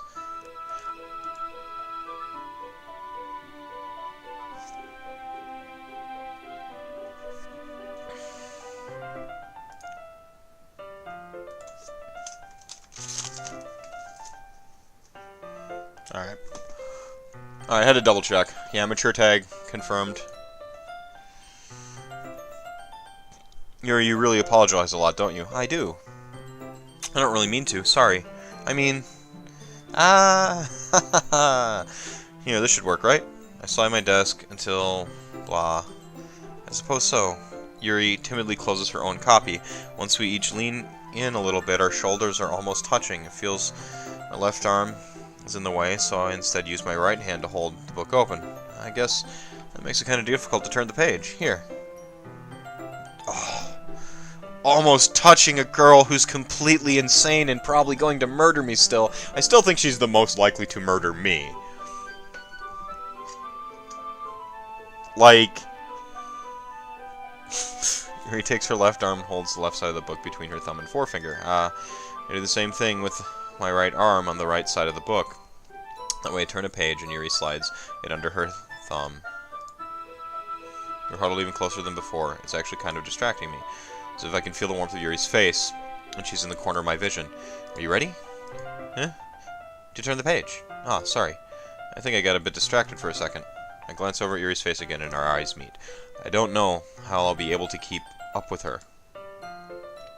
Ah, more experienced women. That's okay. You're not as used to reading. You're not as used to reading, right? I don't mind being patient if it takes you a bit longer. It's probably the least I can do, since you've been so patient with me. Yeah, thanks. We continue reading. Yuri no longer asks me if I'm ready to turn the page. Instead, I just assume that she's finished the page before me, so I turn it by my own volition. We continue the first chapter in silence. I agree, Incantabot. The fuck's going on? Even so, turning each page almost feels like an intimate exchange. My thumb gently letting go of the page, letting it flutter over to her side as she catches it under her own thumb. Hey Yuri, this might be silly, but the main character kind of reminds me a bit of you. Eh? No, I don't relate to this character at all. Definitely not. Really? I was just thinking the way she second-guesses things she says and all that. That's what you were talking about? Not the murder? Not the rampant murder? Look at her, her face. Sorry. I thought you meant something else about her. Something else? Never mind. We didn't even get that far yet. So I don't know when that came into my head. Yuri, are you feeling alright? Eh? Yuri's been a little fidgety ever since we started reading. You can rest if you're feeling sick or something. Your breathing is a little... My breathing? Yuri puts her hand on her chest as if to feel her heartbeat. I didn't even notice. Anyway, I'm fine. I just need some water. Alright, don't push yourself. Oh man. Yuri stands up and practically rushes out of the classroom. What on earth was that about? Mephisto! Did something happen just now? Huh? I have no idea. Yuri was acting a little strange, I guess. So you don't know anything? Sorry, I can't say I do. Are you worried about her? Oh, no, not really. I'm worried about you. About to get murdered. I'm just making sure that you didn't do anything to her. No, nothing. Don't worry, I believe you, silly. Yuri just does this sometimes, so it's nothing alarming. Alright, if you say so. Anyway, why don't we start with sharing our poems with each other, huh?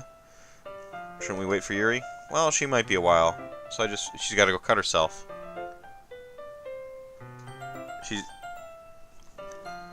Yeah, okay.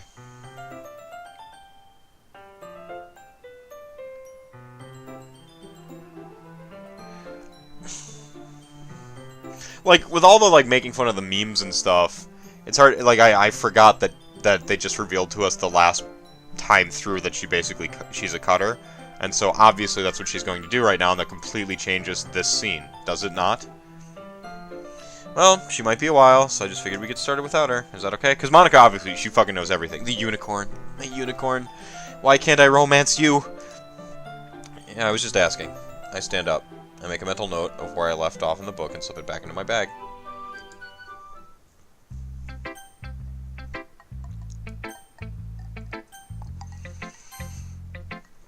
I should start with Monica. Yesterday she seemed eager to read my poem, and I want her to know I'm putting in effort.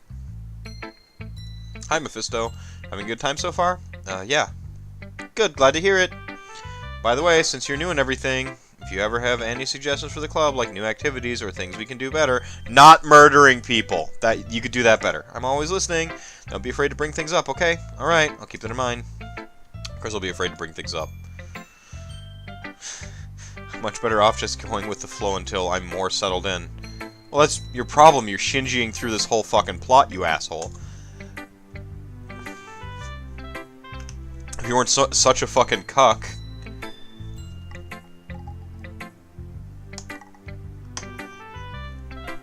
Anyway, want to share your poem with me? It's kind of embarrassing, but I guess I have to. Ha ha ha. Don't worry, Mephisto. We're all a little embarrassed today, you know? But it's sort of the barrier we'll all have to learn to get past soon. Yeah, that's true. And Monica, my poem. Great job, Mephisto. I was going ooh in my head while reading it. It's really metaphorical. I'm not sure why. I didn't expect you to go for something so deep. I guess I underestimated you. It's easiest for me to keep everyone's expectations low. That way it always counts when I put in some effort. That's not very fair. Well, I guess it worked anyway. You know that Yuri likes this kind of writing, right? Writing that's full of imagery and symbolism. You mean... Like, look, okay, I get it. She's the deep thinker. Why do you equate automatically all the depressing shit to symbolism and imagery? Why is it that depressed people... Like, why is that the thing? Sometimes I feel like Yuri's mind is just totally detached from reality. I don't mean that, like, it's a bad thing, though. But sometimes I get the impression that she's just totally given up on people. She spends so much time in her own head that it's probably a much more interesting place for her. But that's why she gets so happy when you treat her with a lot of kindness. I don't think she's used to being indulged like that. She must be really starved for social interaction, so don't blame her for coming on a little strongly. Like earlier, I think if she gets too stimulated, she ends up withdrawing and looking for alone time. Suddenly the door opens. Yuri, I'm back. Did I miss anything? Not really. Well, we all started sharing our poems with each other. Eh? Already? Sorry for being late. No need to apologize. We still have plenty of time, so I'm more glad that you took a little time you needed, or all the time you needed. Alright. Thanks, Monica. I suppose I should go get my poem now. Anyway, do you want to read my poem now? Don't worry. I'm not very good. You sound pretty confident for someone who claims to not be very good. Well, that's because I have to sound confident. That doesn't mean I always feel that way, you know? I see. Well, let's read it then. Hole in the wall.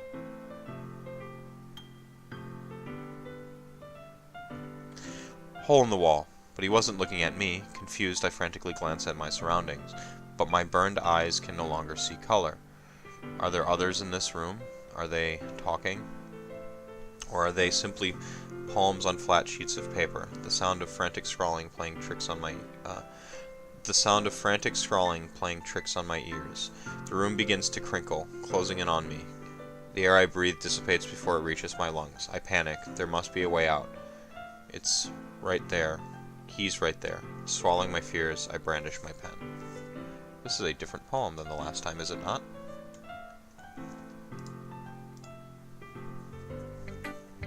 What do you think? It's very freeform, if that's what you call it. He said that the last time, though. Sorry, I'm not really the right person to ask for feedback. That's okay. Yeah, this kind of style has gotten pretty popular nowadays. Yeah, freeform. I mean, they're really, literally just called lyrics. A freeform poem is called a lyric. Which is weird because, like, song lyrics have become quite structured. As a lot of poems have been putting emphasis on the timing between words and lines. Yeah, you're right. White space is great. When performed out loud, it can be really powerful. True story. What was the inspiration behind this one? Well, I'm not sure if I know how to put it. I guess you could say that I had some kind of epiphany recently. It's been influencing my poems a bit. An epiphany? Yeah, something like that. I'm kind of nervous to talk about deep stuff like that because it's kind of coming on strongly. Maybe after everyone is better friends with each other. Anyway, here's Monica's writing tip of the day. Sometimes when you're writing a poem or a story, your brain gets too fixated on a specific point. If you try so hard to make it perfect, then you'll never make any progress.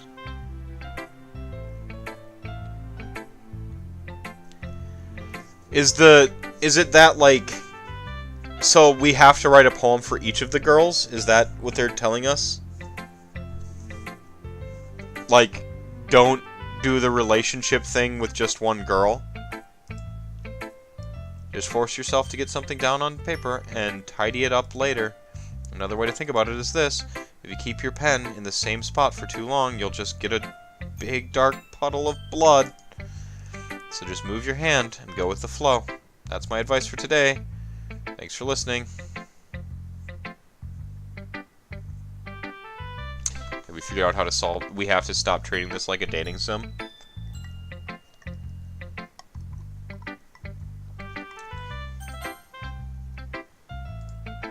See if we can skip this one.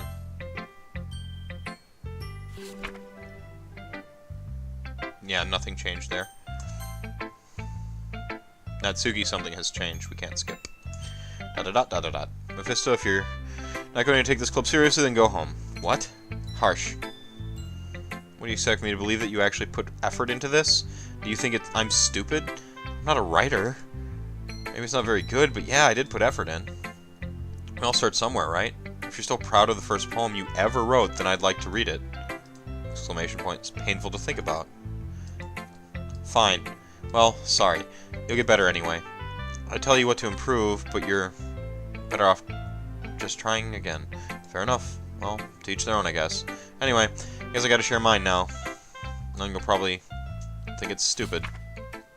Eagles can fly, monkeys can climb, crickets can leap, horses can race, owls can seek, cheetahs can run, eagles can fly, people can try. But that's about it. That poem's the same. Yeah. Told you you weren't gonna like it. I like it. What? Just be honest. I am. Why are you so convinced that I wouldn't like it? Well, because everyone in high school thinks that writing has to be all sophisticated and stuff, so people don't even take my writing seriously. But isn't the point of poems... Oh, now we can skip everything. Well, did it say people can fry instead of fly? So it was different and I missed the one change?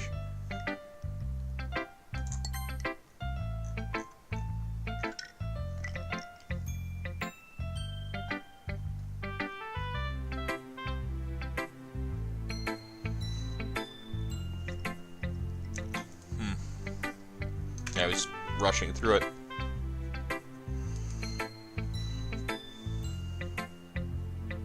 Your writing still wouldn't make your message any less valid. Yes, exactly. I like when it's easy to read, but it hits you hard. Like in this poem. Seeing everyone around you do great things can be really disheartening. So I decided to write about it. Yeah, I understand. So what the hell is Natsuki's misfunction apart from being like a weird, like super angry control freak?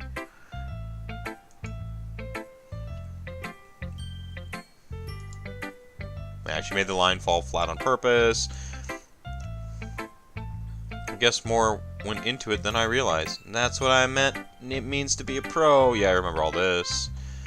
Yeah, we can skip everything again. So she's all braggadocious and stuff. Phew. I guess that's everyone. Glance around the room. It was a little more stressful than I anticipated. It's as if everyone is judging me for my mediocre writing abilities. Even if they're just being nice, there's no way my poems can stand up. The music? It got off key.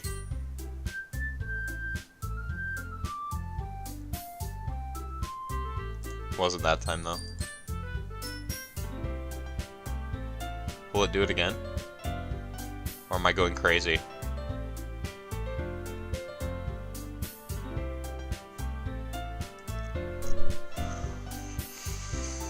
Across the room, Monica's writing something on her notebook. My eyes land on Yuri and Natsuki. They gingerly exchange sheets of paper, sharing their respective poems. As we read in tandem, I watch each of their expressions exchange. Natsuki's eyebrows furrow in frustration. Meanwhile, Yuri smiles sadly. What's with this language? Eh? Did you say something? Oh, it's nothing. Natsuki dismissively returns the poem to the desk with one hand. I guess you could say it's fancy. Ah, thanks. Yours is cute. Cute? Did you completely miss the symbolism or something? How could that be cute? I know that. I just meant language, I guess. I was trying to say something nice. Eh? You mean you have to try that hard to come up with something nice to say? Thanks, but it really didn't come out nice at all. Well, I do have a couple suggestions. If I was looking for suggestions, I would have asked someone who actually liked it, which people did, by the way. Monica liked it. And Mephisto did too. So based on that, I'm glad to give you some suggestions of my own. First of all, excuse me, I appreciate the offer, but I've spent a long time establishing my writing style. I don't expect it to change anytime soon, unless, of course, I come across something particularly inspiring, which I haven't yet. And Mephisto liked my poem too, you know. He even told me he was impressed by it. Natsuki suddenly stands up. Oh? I didn't realize you were so invested in trying to impress our new member, Yuri. Our new member, Yuri? That's not what You're just... Yuri stands up as well. Maybe you're just jealous that Mephisto appreciates my advice more than he appreciates yours. Huh? And how do you know he didn't appreciate my advice more? Are you that full of yourself? No. I was full of myself. You... I was the one whose boobs magically grew a size bigger as soon as Mephisto started showing up. Did they? I think I'm gonna have to pay attention to that the next time through. By the way, I'm fairly certain she gave us advice not to focus on one person like it's a dating sim, but I'm gonna anyway. Natsuki, that's a little. This doesn't involve you. Taking out your own insecurities and others like that.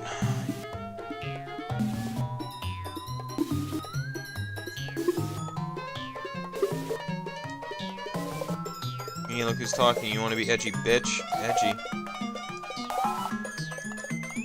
See?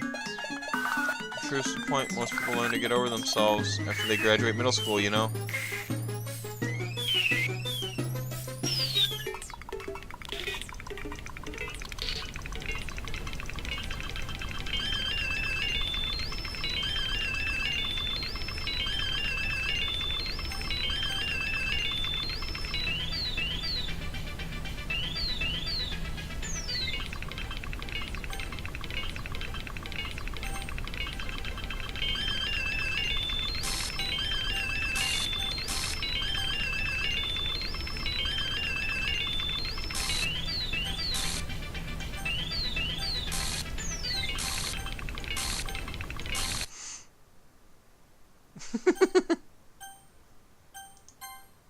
Monica, ...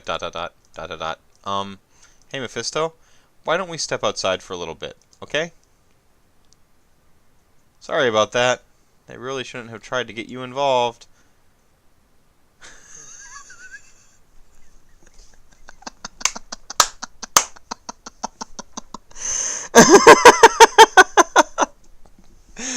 Oh, that's pretty awesome. That's pretty awesome.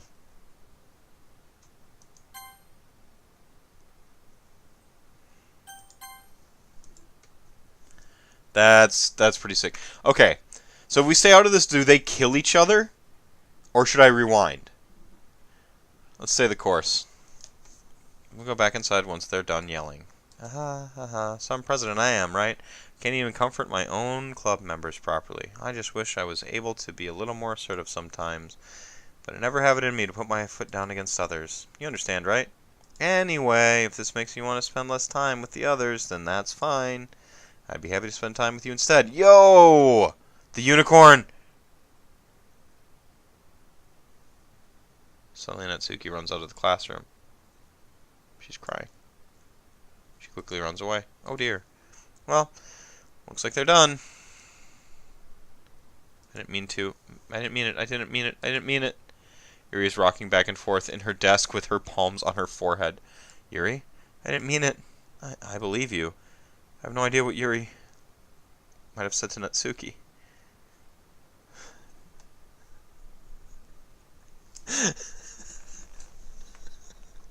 Like, we're supposed to agree with Natsuki there, yeah?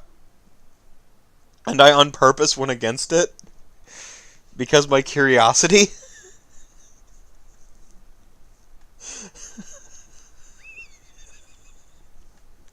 And now it's... Like...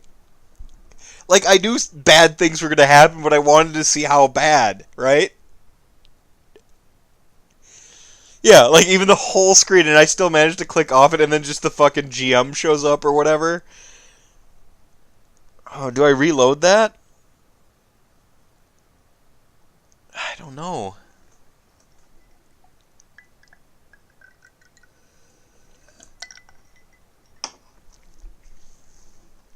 I want to see where this goes. I'm basically being sadistic at this point. I just want to know. Well, here, what if I... We can always come back to this, yeah? So what if I load? That's when she pulls me out into the room.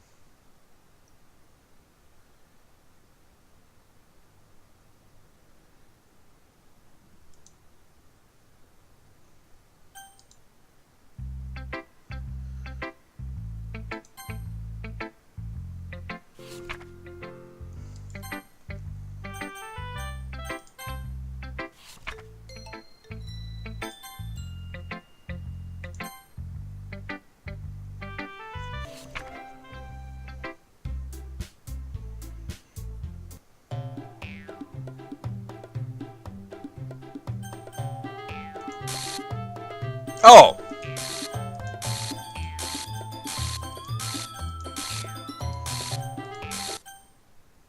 So it doesn't care about my choice.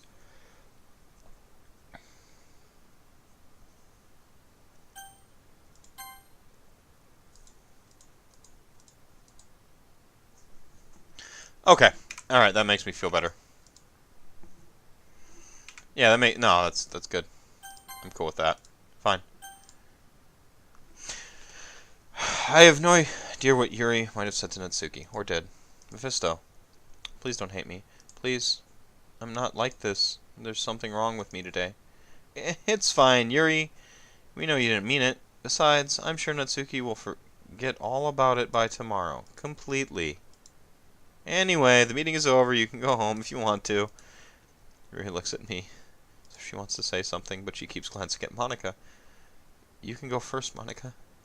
I'd like to stay a bit longer. I'm the president, so I should be the last one out. I'll wait for you to be done. Well, I'm vice president, so please let me take the responsibility today. Kind of sounds like you want me to... Kind of sounds like you don't want me around for something, Yuri. It's not that. It's not that. I didn't get much of a chance to discuss my book with Mephisto. It would just be embarrassing with you listening. Guess I don't really have a choice, do I? I'm sorry for causing trouble, but I really...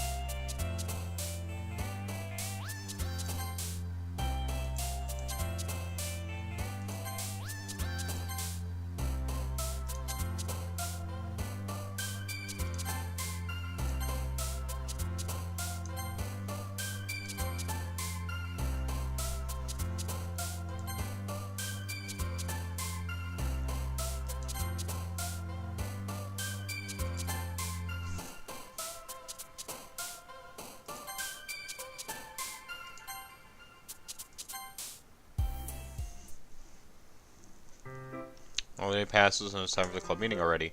We've gotten a little more comfortable. Entering the club room, the usual scene greets me. Welcome back, Mephisto. Hi, Yuri. Sure, it's me or for Yuri's expression, but the weight of yesterday's quarrel still hangs in the air a little. Yuri glances over her shoulder, looking around the room. Natsuki is reading manga at the desk. And surprisingly, Monica isn't here yet.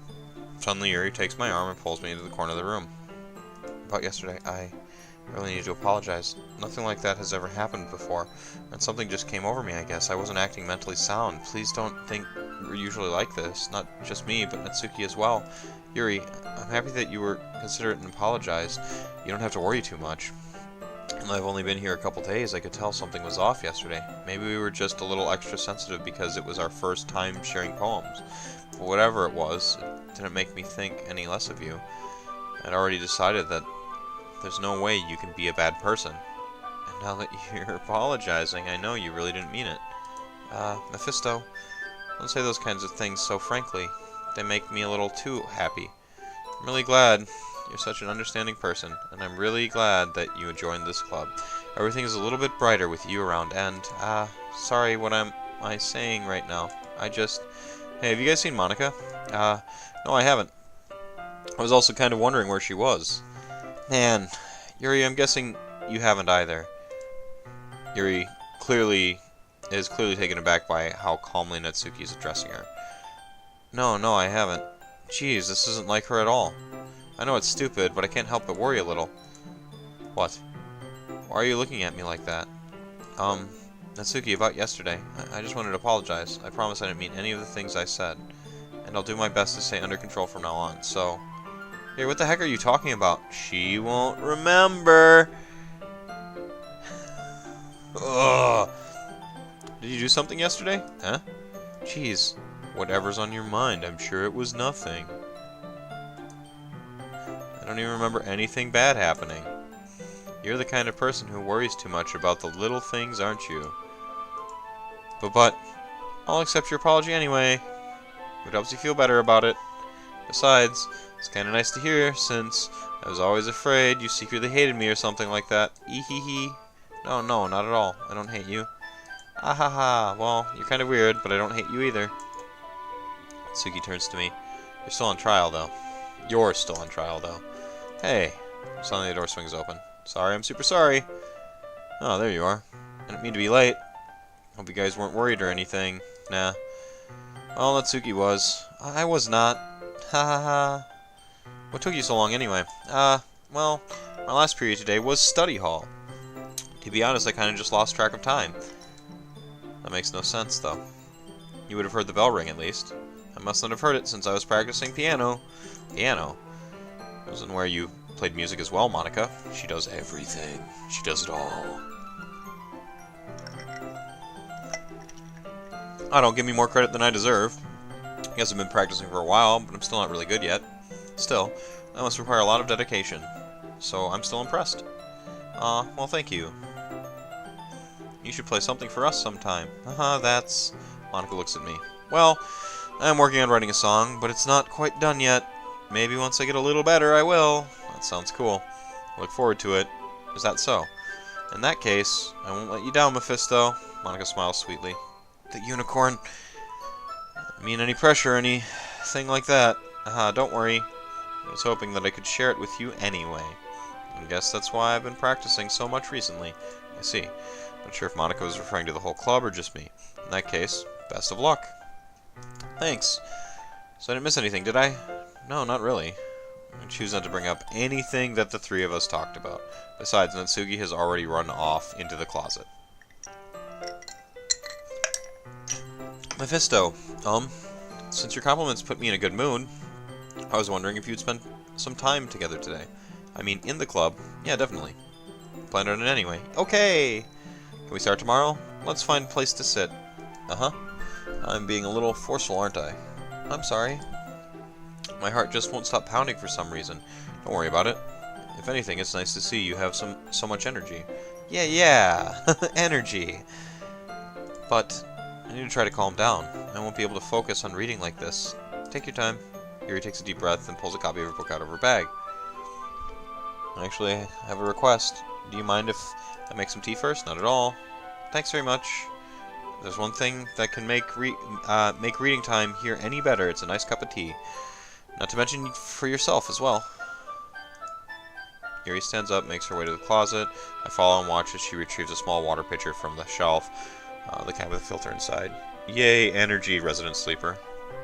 Can you hold this for a second? Sure. He hands me the water pitcher, also fetches an electric kettle. I'm going to plug this in at the teacher's desk, and then I'll go get some water. She walks past me, sets the kettle down on the teacher's desk. I simply watch her movements. To my surprise, the way she moves really contrasts her speaking mannerisms, especially because of her long legs. Yo. Yuri appears elegant and methodical. Okay, may I have the water pitcher? Thanks, I'll be right back. I might as well walk with you. That's okay. You stay here. It won't take long. Pitcher in hand, Yuri hurries out of the classroom. We got to go with her the last time. Did Yuri leave again? No, it's not like that this time. She's just filling up the water pitcher to make tea. Okay. Sorry for misunderstanding. 10 minutes pass. You said it wouldn't take long. Is something holding her up? I'm bored just waiting here, so I decided to go look for her. Let's see. The most logical place for Yuri would be nearest water fountain. I start heading down the hallway. Ha ha ha ha ha ha. What's that noise?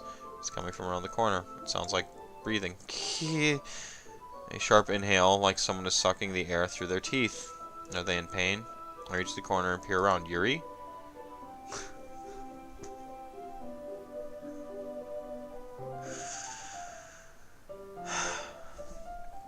Yeah.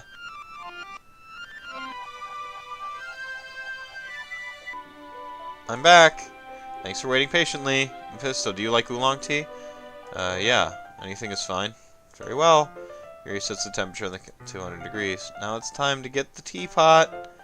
You really do this properly, don't you? Of course, it's fucking tea. I shouldn't do any less when I'm making tea for others, even if I'm not an expert on tea or anything. In that case, you'll only be even more impressed. Perhaps I will. To my surprise, she even starts humming a little to herself. You must be in a good mood now. Is that so? I was letting it show, and you noticed. I was doing a bit of thinking, and I decided that I would try expressing myself a little bit more. Turns out, it's not very hard for me to do. And it's you who's around anyway. That's great, Yuri. Just don't push yourself too much. You're always worrying about me, Mephisto. That's very endearing. Yuri wasn't kidding. I don't even know if I can keep up with this. Watch Yuri pour a cup of tea for each of us. Mephisto, I have another request. Do you mind if we sit on the floor today? Why's that? It's just a bit easier on my back. I can read with my back against the wall rather than bending over at my desk.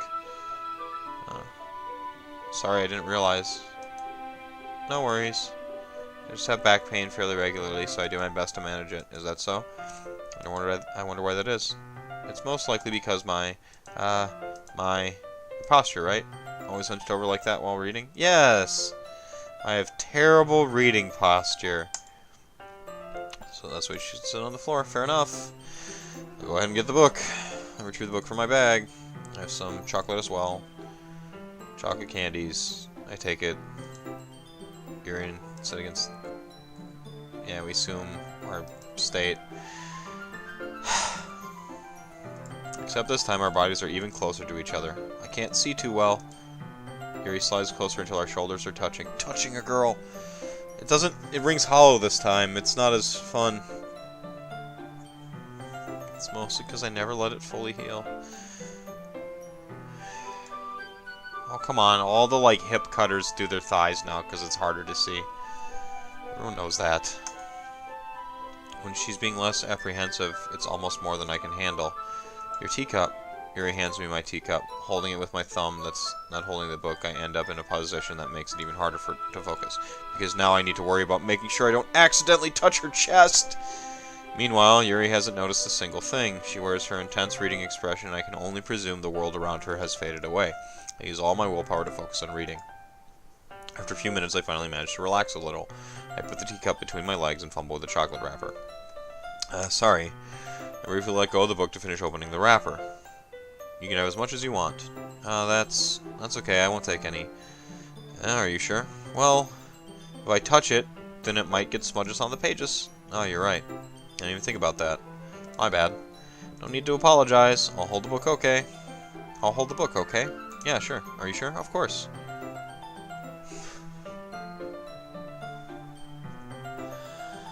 Okay. Okay, we're back in this. Yuri opens the book with both hands. She holds it so that I don't have any harder of a time reading from it. As a result, her left arm is practically resting on top of my leg. Well, in that case, Yuri's already totally focused on reading again. Take a chocolate candy and pop it in my mouth. Then I take another chocolate and hold it up to Yuri. She doesn't even look away from the book. She simply parts her lips, as if this situation was completely natural. But that means I can't stop there. I apprehensively place the chocolate in her mouth. Don't do it! Just like that, Yuri closes her lips over it. Eh?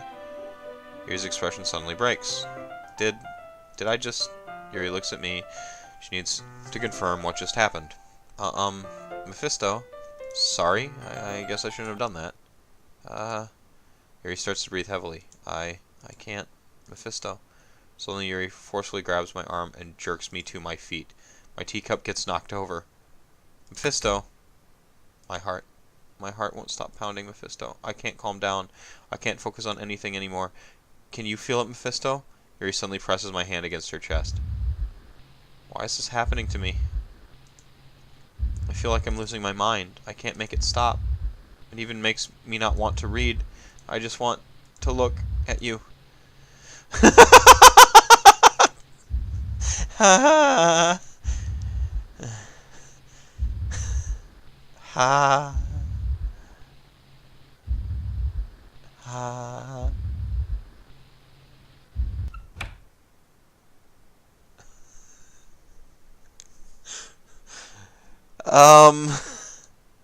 It's time to share poems.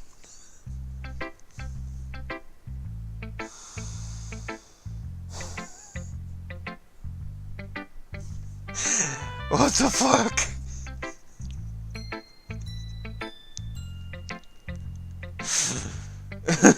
What the fuck is going on? Who should I show the poem? I'm gonna show it to Yuri first. Sorry, when you're trying to get laid, that won't deter you. The fucking... Oh my god, you don't say. I've been waiting for this. Let's see what you've written today. Yuri stares at the poem, surprised expression on her face. Do you like it? Mephisto, this one might even be better than yesterday's. How did you even pick up on this so quickly? Just yesterday I was telling you the kind of techniques worth practicing. Maybe that's why you did a good job explaining. I really wanted to try giving it more imagery. Yuri visibly swallows. Even her hands appear sweaty. That makes me so happy. It's amazing to feel like I'm valued, Mephisto. Everything that you write is a treasure to me. I'm totally mentally healthy. My heart pounds just holding it. I want to write a poem about this feeling. Is that bad, Mephisto? I'm not being weird, right?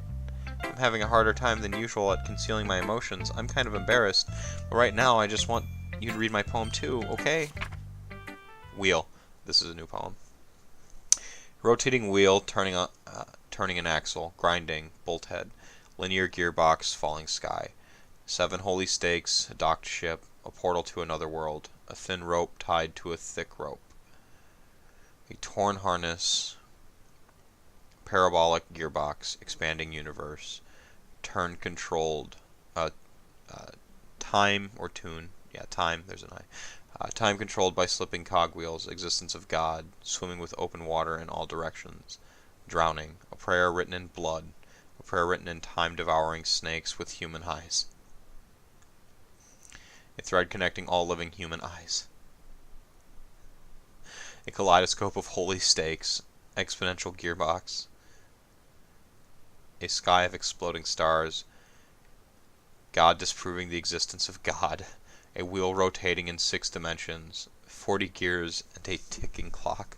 A clock that ticks 1 second for every rotation of the planet. A clock that ticks 40 times every time it ticks every second time.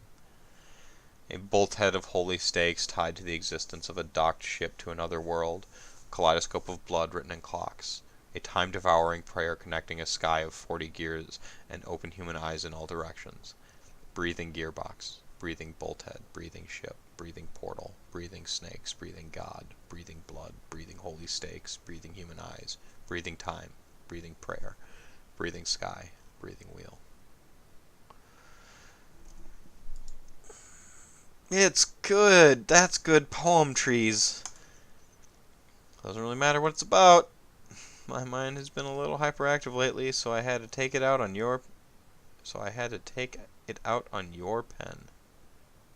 My mind has been a little hyperactive lately, so I had to take it out on your pen. Okay. Okay. That is a pen fell out of your backpack yesterday, so I took it home for safekeeping, and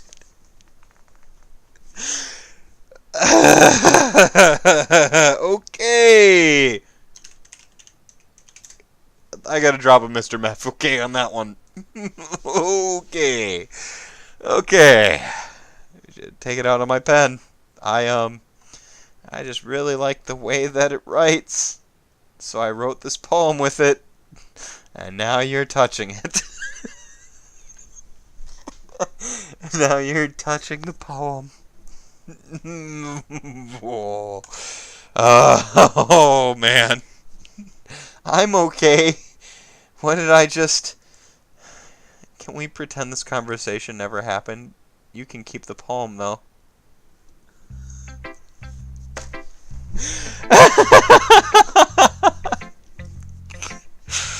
Oh.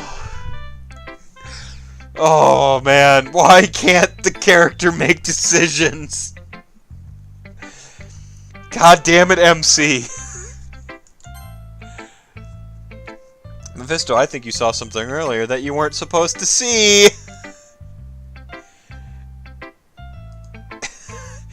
I didn't want to have to tell you this, but I don't think I have a choice. It's getting kind of dangerous for you to spend so much time with Yuri. I don't know why, but she seems pretty easily excitable when she's around you, which shouldn't be a problem in itself, but when Yuri gets too excited, she finds a place to hide and starts cutting herself with a pocket knife. Isn't that kind of messed up? She even brings a different one to school every day, like she has a collection or something. I mean, it's definitely not because she's depressed or anything like that. I think she just gets some kind of high from it. It might even be like a sexual thing, but the point is, you've kind of been enabling her. I'm not saying it's your fault, though, but I guess that's why I had to explain it all to you. So, I think if you keep your distance, that would probably be best for her. While you're at it, don't be shy to spend a little more time with me. To put it lightly, I at least have it together in the head, and I know how to treat my club members.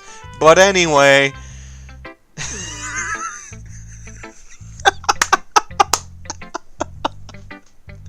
You want to read my poem now?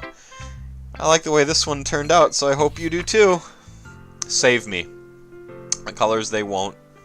Bright, beautiful colors, flashing, expanding, piercing, red, green, blue, endless cacophony of meaningless noise.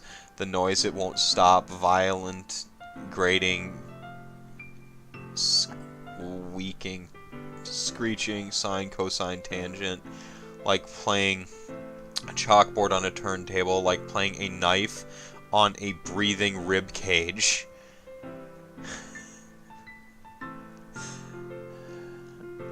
Delete her.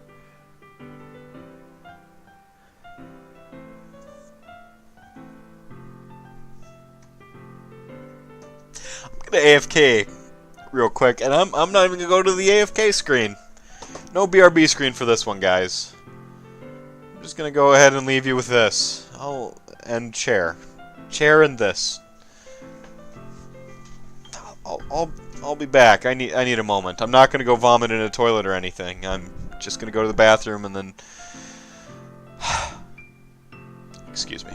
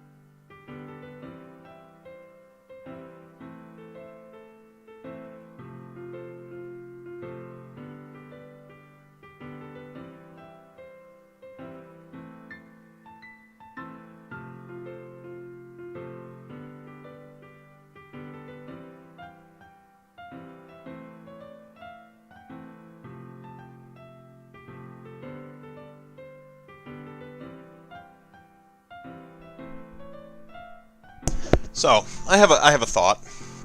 I get it. The game is riffing on the nature of the dating sim, right?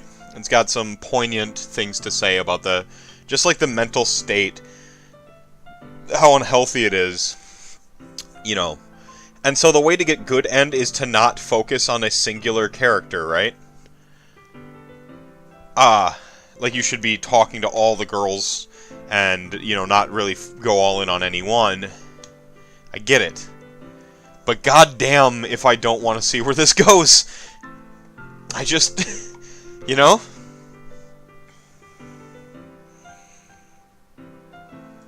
Also, I wonder if it railroads you anyway. I'm currently unconvinced that there's a good end. Perhaps. I know this is kind of abstract. I'm just trying to, well, never mind. There's no point in explaining. Anyway, here's Monica's writing tip of the day. Sometimes you'll find yourself facing a difficult decision. When that happens, don't forget to save your game. You never know when, who am I talking to? Can you hear me? Tell me you can hear me. Anything. Please help me. That's my advice for today.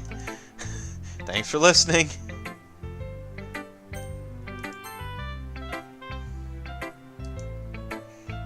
Yeah, just as I thought. Mephisto, come on. I'm not stupid. I know how much time you've been spending with Yuri. It's obvious that you care more about impressing her than trying to improve your writing. To put it bluntly, it's kind of pathetic. Why are you even in this club, Mephisto? Honestly, I thought getting a new member would help everyone get more involved together, not exclude each other even more. This is such a stupid activity anyway. Look, I'm not in a good mood today, and I really don't feel like talking right now. Please go away. I've unlocked a special poem. Would I like to... Oh yeah, let's read it. Happy thoughts, happy thoughts, happy thoughts.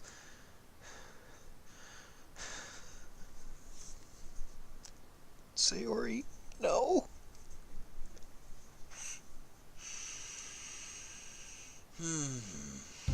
Okay, everyone. We're all done reading each other's poems, right? There's something we need to go over today, so if everyone could come sit in the front of the room. Is this about the festival? Well, sort of. Do we really have to do something for the festival? It's not like we can put together anything good in just a few days. We'll just end up embarrassing ourselves instead of getting any new members. That's a concern of mine as well. I don't really do well with last-minute preparations. Don't worry so much. We're going to keep it simple, okay? Look, I know everyone's been a little more lively ever since Mephisto joined, and we've started with some club activities, but this isn't the time for us to become complacent. We still only have 4 members, and the festival is our only real chance to find more, you know? What's so great about getting new members anyway? We already have enough to be considered an official club. More members will just mean everything gets noisier and more difficult to manage. And Natsuki, I don't think you're looking at it the right way at all.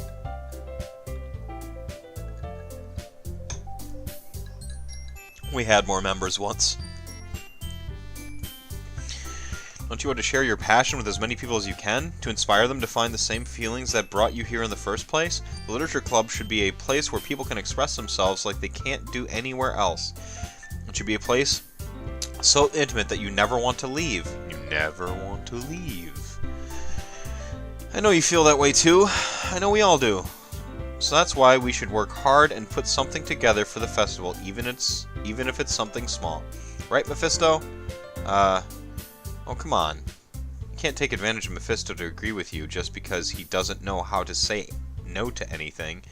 Look, Monica, do you really think any of us here joined the club with other people in mind? Yuri never even talked until Mephisto joined. As for me, I just like it better here than I do at home. Mephisto isn't even passionate about literature in the first place, and that's everyone. Sorry, but you're really the only one who's so interested in finding new members. The rest of us are fine like this. I know you're president and all, but you should really consider our opinions for once. Monica is clearly taken aback by Natsuki's words. That's not true at all. I'm sure Yuri and Mephisto want to get more members too, right? I don't know about Yuri, but I'm kind of indifferent. If I showed as much enthusiasm as Monica wanted, then I would probably be lying. Still, if it's up to me to rescue the situation, no. Natsuki's right, isn't she? This club, It's nothing more than a place for a few people to hang out. Why did I think that everyone here saw it the same way as I did? It doesn't mean that we're against getting new members or anything. Mephisto, why did you even join the club? You told me to. What were you hoping to get out of it? Well, it's not really something I can be honest about, is it? In fact, if I remember, you weren't even given a choice not to join. Monica sits down and stares at her desk. What's the point of all this anyway? What if starting this club was a mistake? Now you've done it, Natsuki. What? Me? I just spoke my mind. Is it a crime to be honest? It's not about being honest. It's about word choice. Besides, you have no right to speak for everyone else in the club like that. You don't understand at all. I just want a place that feels nice to hang out with a few friends. Is there a problem with the club being that for me? There aren't many other places like that for me. And now Monica wants to take it away from me? She's not taking anything away. No, Mephisto, it's not the same. It won't be the same with the direction she wants to take us. If I wanted that, then I could have just joined any other stupid club. But this one, I mean, at least for a little bit of time, things were nice. Natsuki starts packing up her things. I'm going home. I feel like I don't belong here right now. Natsuki ignores Yuri and walks right out of the classroom. ... This is bad. I don't know what to do. Well, do you have an opinion on the festival? I don't know. I'm kind of indifferent, I guess. Who cares about the obnoxious brat? Who cares about that? I mean, like how nice and quiet the club is now. And I'm just happy with you here. But still, I'm the vice president. It's not right for me to ignore my responsibilities like that. Nobody would cry if she killed herself.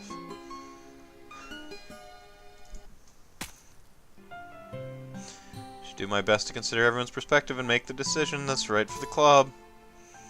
What about you, Mephisto? What do you want to get out of this club? Yuri repeats the same question as Monica. I decide giving an indirect answer is better than nothing. I think the most important thing is for everyone to get along, and for the club to provide something that you can't get anywhere else. I don't think it's about how many members, but rather the quality of each member. That's what will end up making the literature club a special place. I see. I really agree with you. Each member contributes their own unique qualities in a special way. With each change in members, the identity of the club as a whole will change too. I don't think that's necessarily a bad thing, stepping out of your comfort zone once in a while. So if you'd like to help Monica with the festival, she's bleeding from the eye, then I'm on your side as well.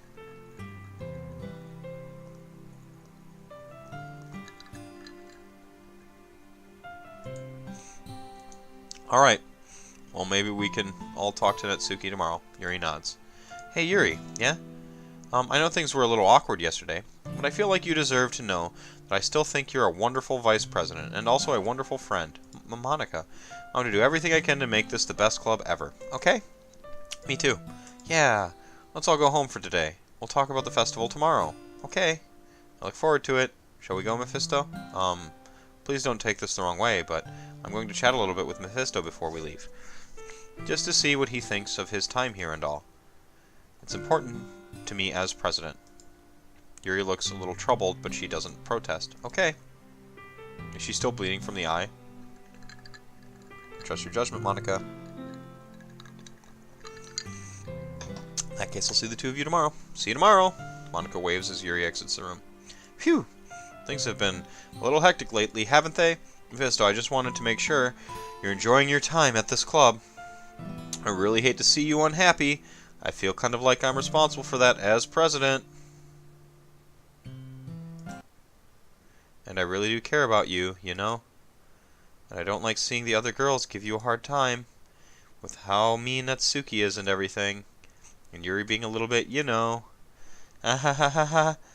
Sometimes it feels like you and I are the only real people here.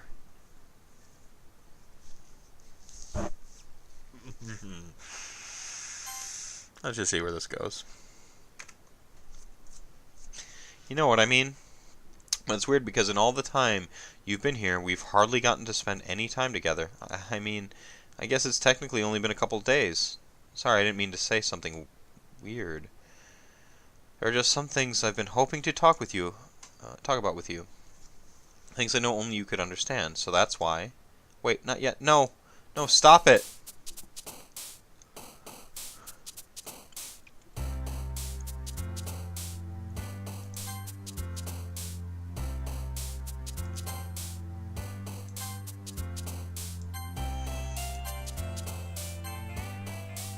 What? What?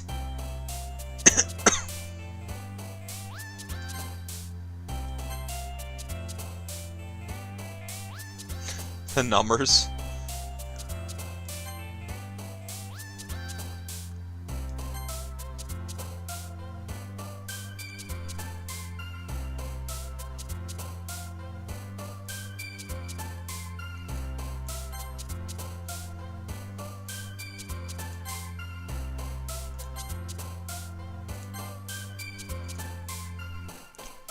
What's her name is still jumping at the bottom there.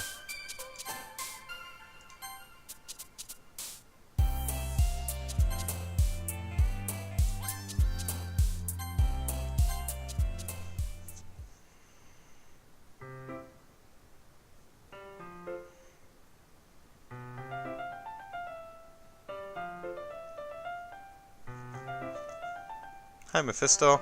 I've been waiting for you. Are you ready to continue reading? I brought my best tea today. Monica. I told you not to. Ugh. Is she really late again?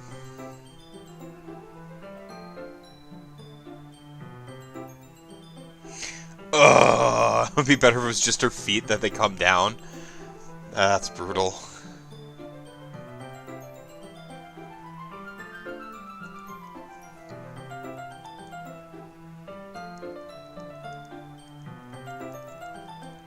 Sorry, I didn't see Spikey's message. You can consider it as usual, Natsuki. Excuse me? Must you always interrupt my conversations with your incessant yelling? What are you talking about? You say that like I do it on a regular basis or something. I just wasn't paying attention, okay? I'm sorry. Seriously, what's gotten into you lately? Me? No, nothing. Is it really that bad? See, it is something. I'll get over it. It's not even anything noteworthy. I've just been feeling a little on edge lately. Like knife's edge. Anyway, we don't need to talk about it. Well, I just felt like I needed to bring it up. It's not like I really care or anything. Aw, man. I'm the last one here again. Well, Mephisto just walked in too. Were you practicing piano again? Yeah! Ahahaha! You must have a lot of determination, starting this club and still trying to make time for piano. Well, maybe not determination, but I guess passion. Motivates me to work hard for the festival, and, right. I forgot, about that, Natsuki. We were all talking yesterday, and, well, we decided that we would like to support a festival as well. However, I understand how you feel about not wanting the club to change. I think we all kind of feel that way. So as long as we're all working together, this club will never become something we don't want. Also, if you help us out with the festival, then I'll buy you a new manga. Ah ha ha ha. Sorry, that last part was really funny. Look, I did some thinking about yesterday. I was a little more hostile than I meant to be. I guess I really felt threatened or something. But I know this is something we're doing together. Another new member wouldn't hurt as long as they're cool. And I guess another girl would be nice this time. But more importantly, I would hate to see the event suck just because I chose to back out. I'm a pro, you know. So I'm going to help too, and we'll just make sure it's done right. Thank goodness. Isn't that great, Monica? Monica? Ah? Yeah, that's wonderful. Wouldn't be the same without you, Natsuki. Anyway, Mephisto. Oh, God. What do you want to do today? I was thinking we already have plans today. Is that so, Yuri? That's correct. Mephisto is already engaged in a novel that we're reading together. Aren't you glad I've already gotten him into literature, Monica? I suppose I was just... Ooh, shots fired. Actually, it doesn't matter. It really doesn't matter. You guys can do whatever you want.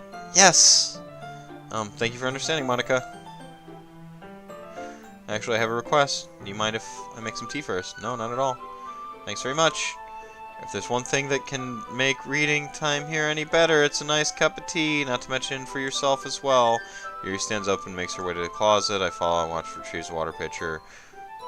kind of filter inside. Can you hold this for a second? Sure.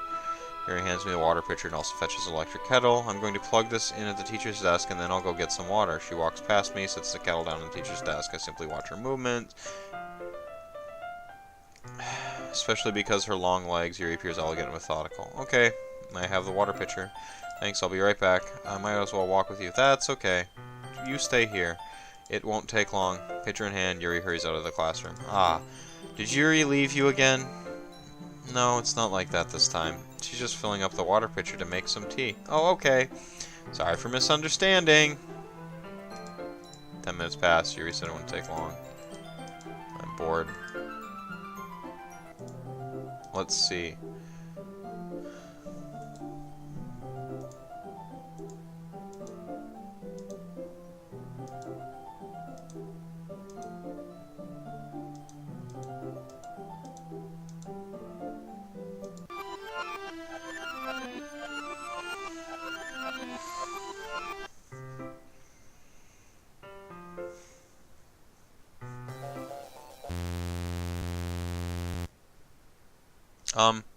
Wait.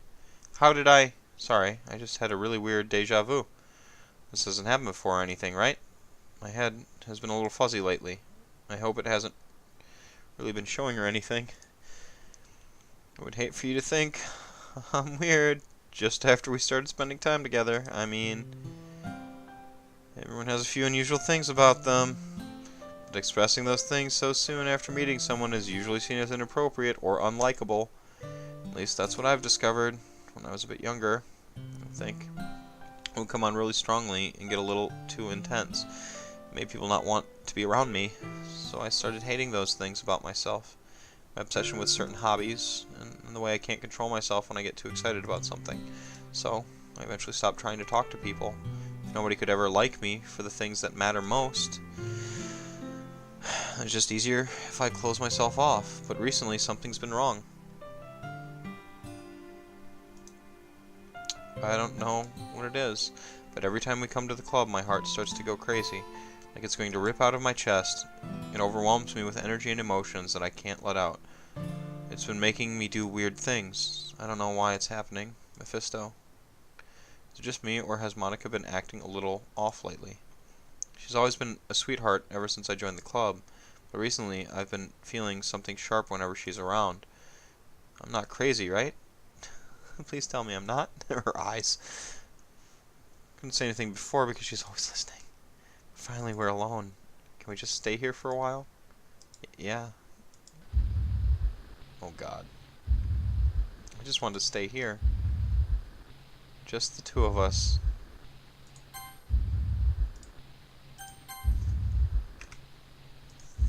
We can stay here until the club ends, and then we'll have the club room all to ourselves, nobody to interfere with our reading time. Oh shit, what's that in the background? You see the transparency? Nobody to make me feel like stabbing myself in the throat. Ah ha ha ha ha. Oh, it is Monica. That was a joke. Just a joke. I do like knives though. It sounds strange, but you wouldn't understand if you've never seen how beautiful they can be. I have an idea. Why don't you come to my house sometime? I can show you my collection.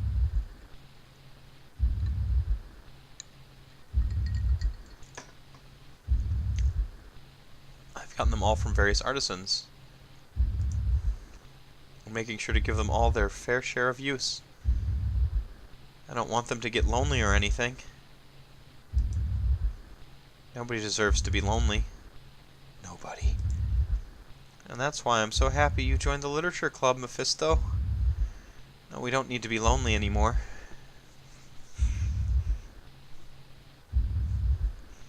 Because we have each other every day. That's all we need. You know what?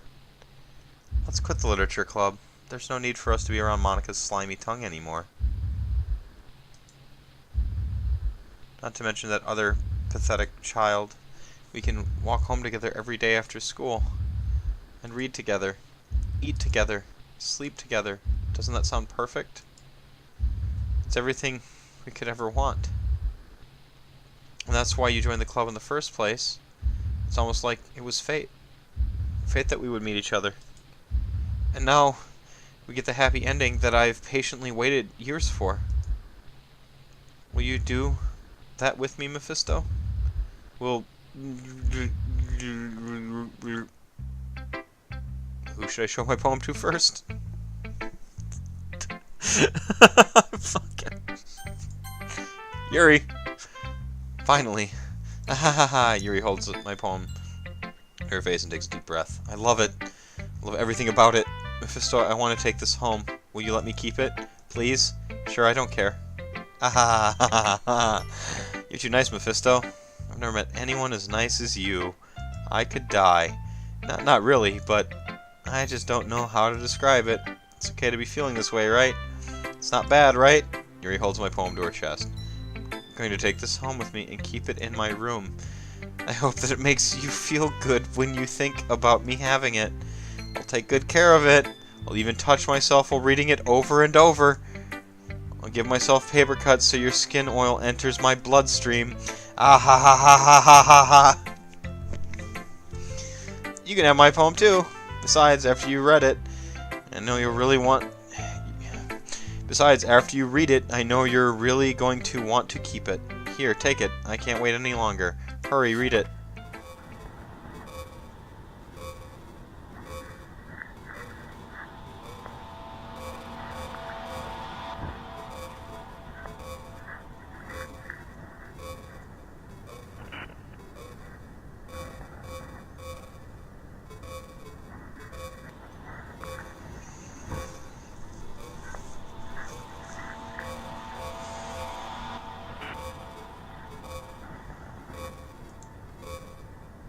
Do you like it? I wrote it for you. In case you couldn't tell, the poem is about... More importantly, I've endowed it with my scent.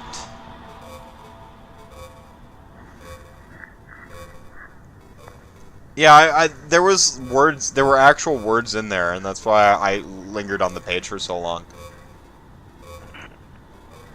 See? Aren't I the most thoughtful person in the club? I think I'm going to vomit.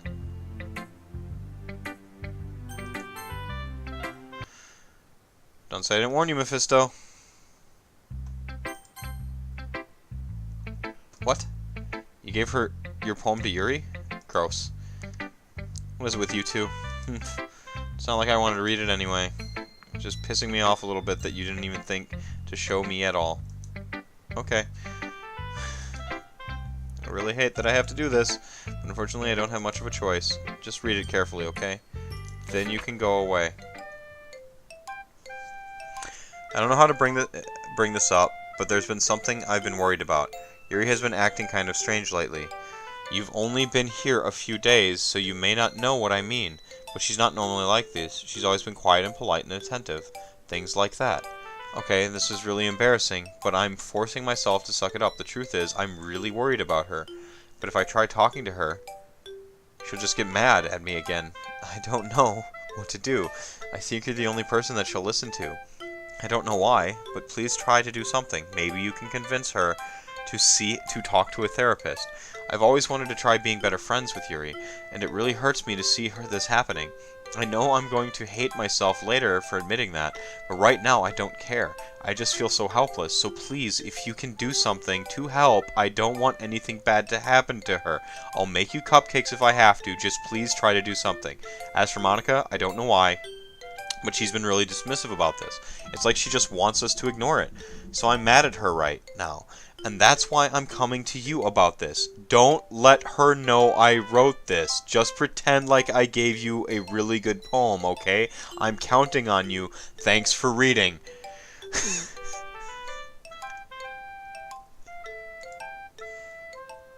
Great poem. Oh no, I changed my mind. Ignore everything you just read. There's no point in trying to do anything. It's Yuri's own fault that she's so unlikable. Can you hear me, Mephisto? If you would just spend more time with Monica, all these problems would go away. Yuri and I are too messed up for someone as wonderful as you. Just think of Monica from now on. Just Monica. Just Monica.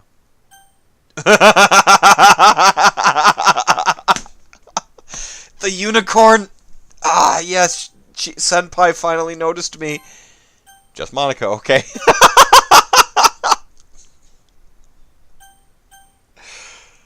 Okay. Just Monica.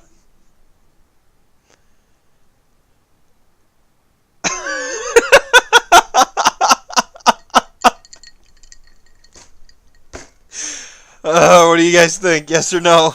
Just Monica. Just Monica, yes. Can you hear me? Okay, everyone.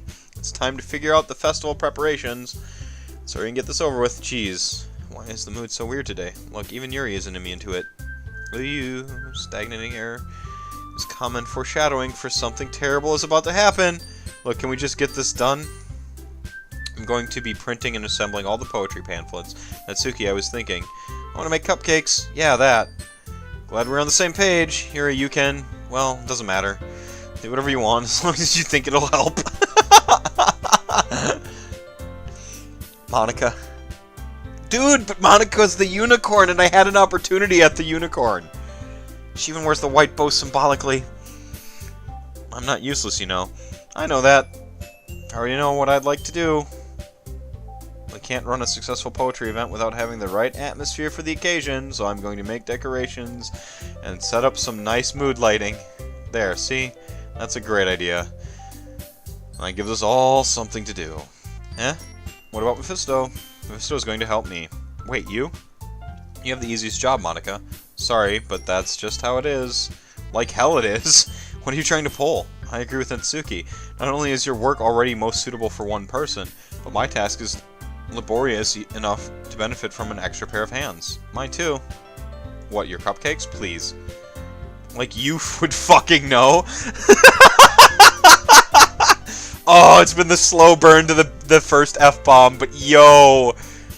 Perfect. The little kid drops it. Love it. All you care about now is dragging Mephisto around with you and your stupid books. You and Monica. Hey, I didn't even do anything. Okay, then why not let Mephisto decide who to help instead of abusing your power? I'm not abusing my power. Yes, you are, Monica. Just let Mephisto make the choice, okay? Okay, fine. Fine. Jeez. Mephisto, I know how fed up you are with these two by now.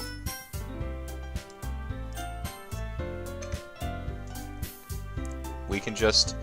Natsuki, shut your fucking mouth and let him decide for himself. You shut your mouth! Jesus Christ. This is never going to end. Just make the choice, okay? It literally pulled my mouse.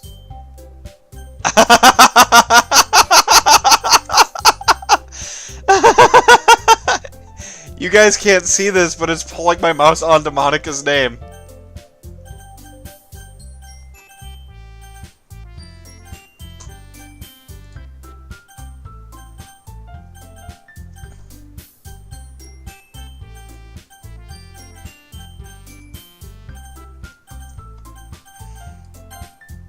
Yeah, you picked me.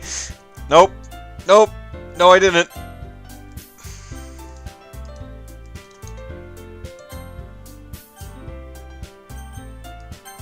Yeah, you picked me. No, I didn't.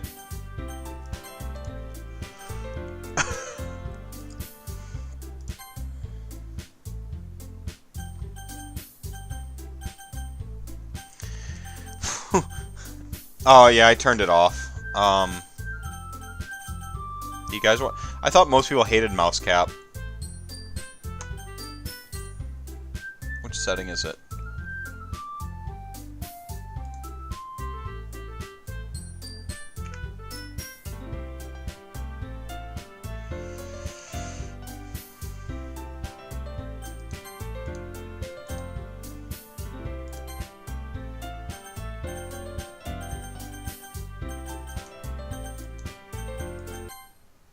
I got it!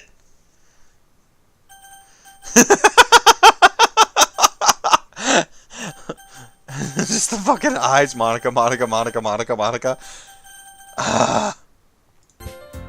Yay, you picked me!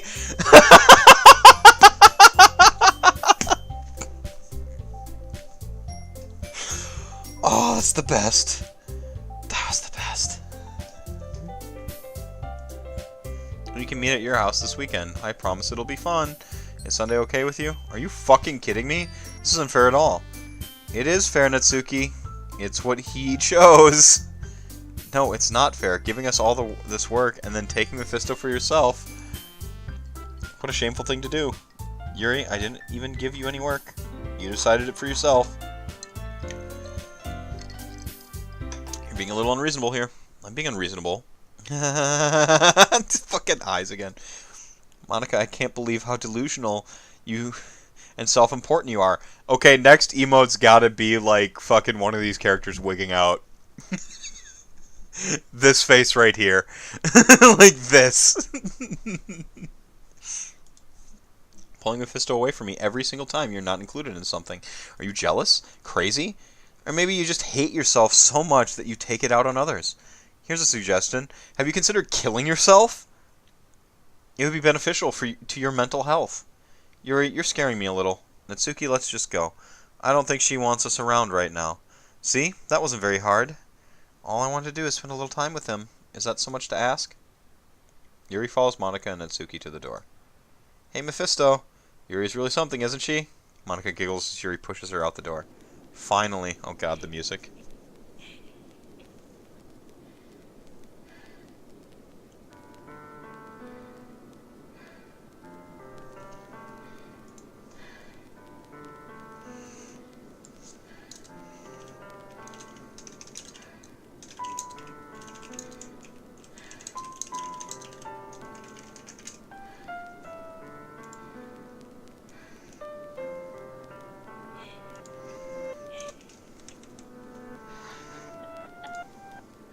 Alright, we changed the title again.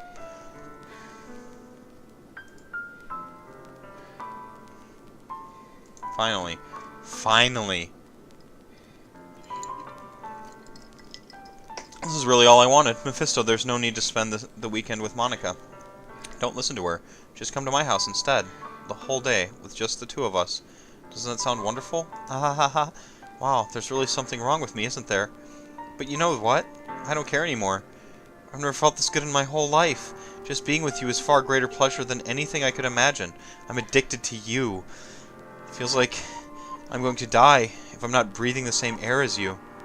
Doesn't it feel nice to have someone care about you so much? To have someone who wants to revolve their entire life around you? But if it feels so good, then why does it feel more and more like something horrible is going to happen? Maybe that's why I tried stopping myself at first, but the feeling is too strong now. I don't care anymore, Mephisto. I have to tell you, I'm madly in love with you. It feels like every inch of my body, every drop of my blood in me is screaming your name. I don't care what the consequences are anymore. I don't care if Monica is listening. Please, Mephisto, just know how much I love you. Dating Sims. Also, so the bad outcome is she gets teen pregnant, and that's your bad outcome for Yuri? I love you so much that I even touch myself with the pen I stole from you. I just want to pull your skin open and crawl inside of you.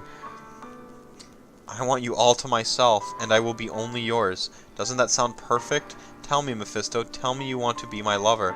Do you accept my confession?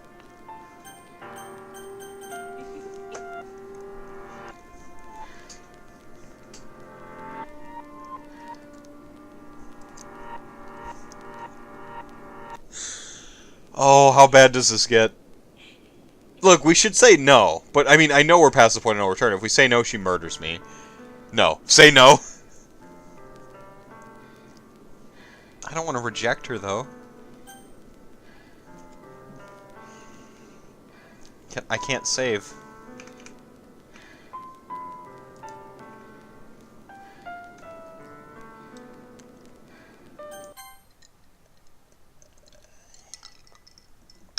Ah ha ha ha ha ha ha. Oh! Oh! Oh!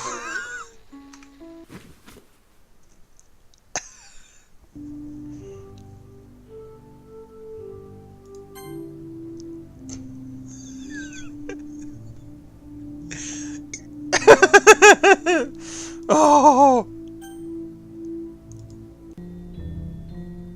Oh, it won't let me. It won't let me load at this point.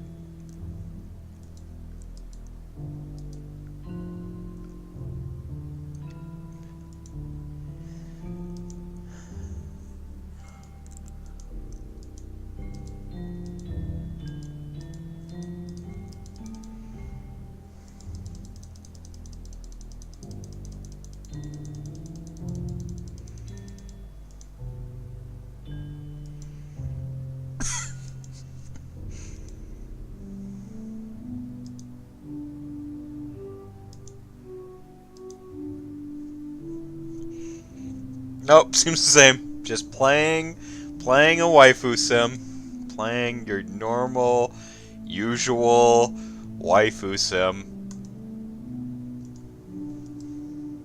You know if I say no, she kills herself anyway, right? Like, that's a... Because if I say no, she gets rejected and just, like, kills herself. Or she kills me. Like, we were past the point of no return when we got locked in the room with her. Yuri is the one saying all this shit.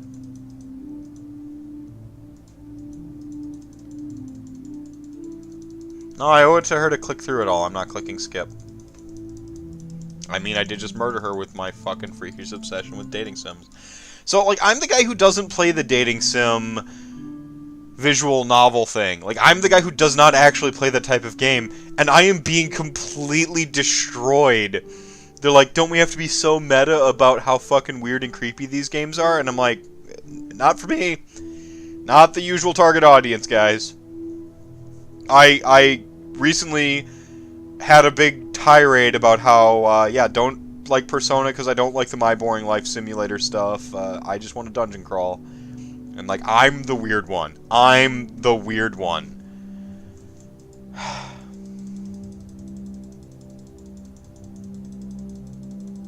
Again, we owe it to her to click.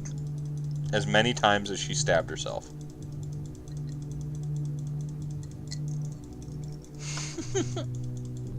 Like, I'm still with her body.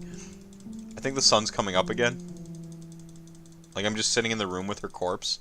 And it's talking to me. So now I'm going insane, right?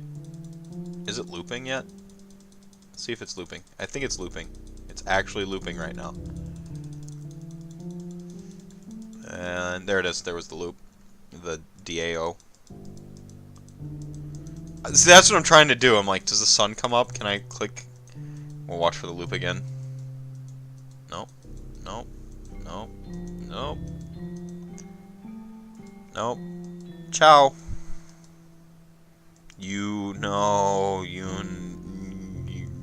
science. I guess it's not looping. The messages are changing, so I'm going to keep clicking.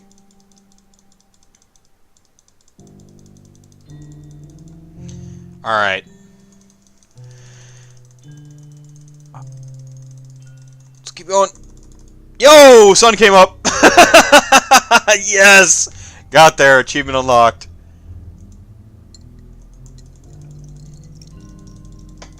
See how many days I can sit in the room with her corpse.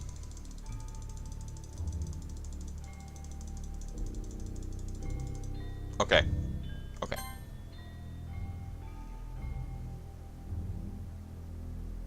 Wow. Wow. Wow. Okay, never mind. Skipping was the option here. And, FYI was not looping. Confirmed. 2 days. 2 days with her corpse. Going on 3. 3 days with her corpse.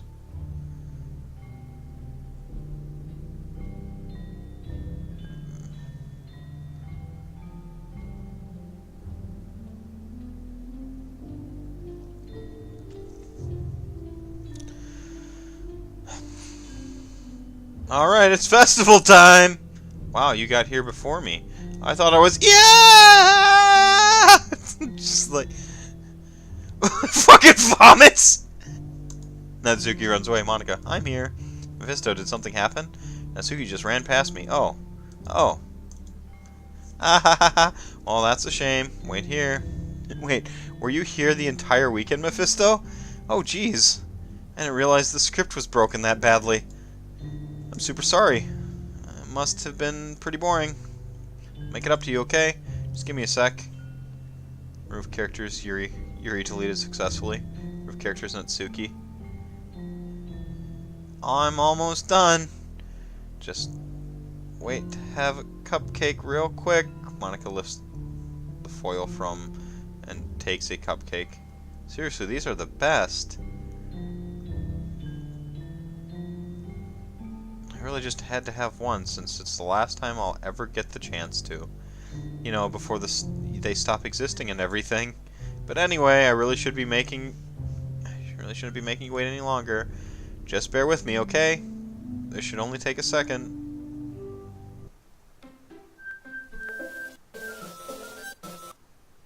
Monica. Can you hear me? Is it working? Yay, there you are. Hi, Ian Mephisto. Welcome to the Literature Club. Of course, we already know each other because we were in the same class last year, and, my unicorn at last. I've caught the unicorn. There's no point in saving anymore, don't worry, I'm not going anywhere. Okay.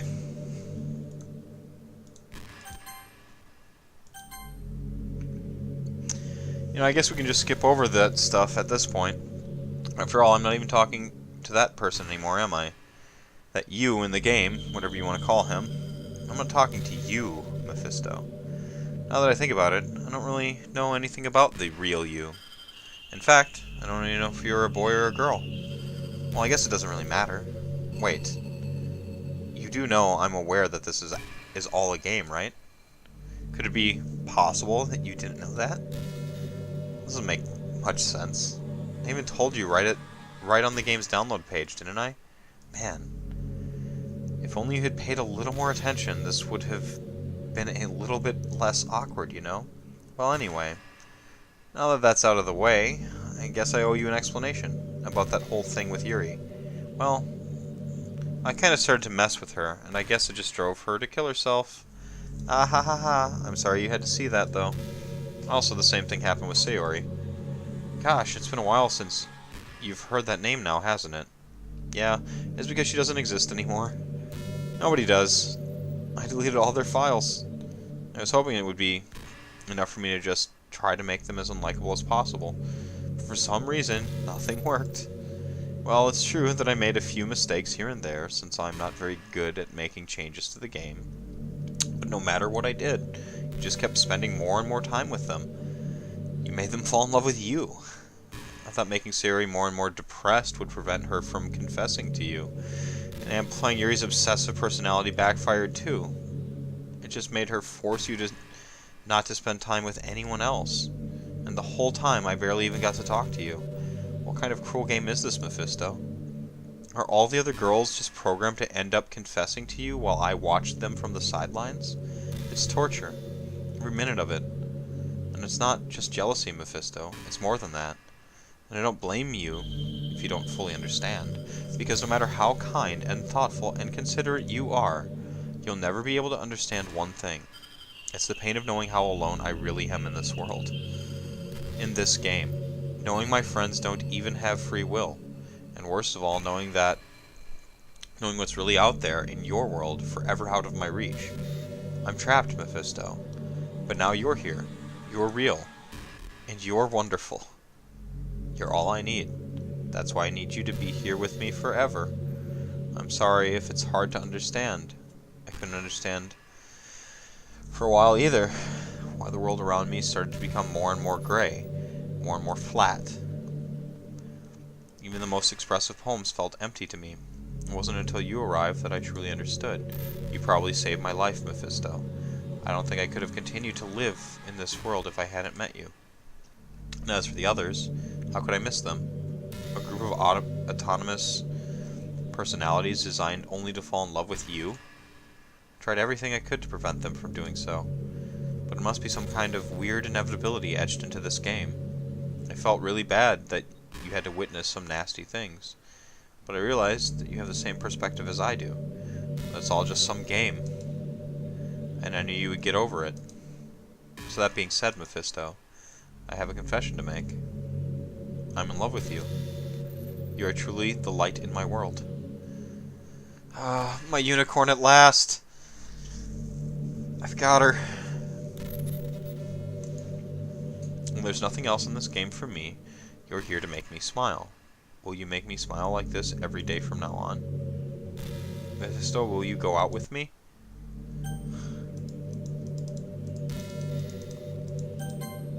I'm so happy. You really are my everything, Mephisto. The funny part is, I mean that literally. There's nothing left here. Just the two of us. We can be together forever. Seriously, I don't even think time is passing anymore. Really is a dream come true. I worked so hard for this ending, Mephisto. The game wouldn't give me one, so I had to make one myself. Oh yeah, because you can't... Yeah, because you can't romance her.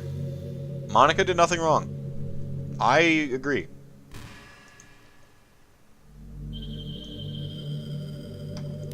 The script is broken at this point, so I don't think anything will get in the way. You would believe how easy it was to delete Natsuki and Yuri. I mean, there's a folder called Characters right in the game directory. Excuse me one moment, everybody.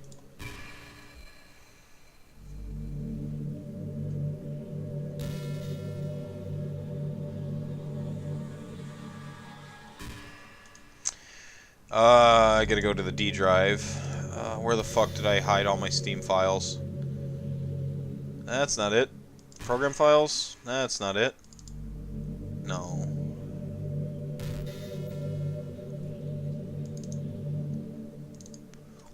Program files 86.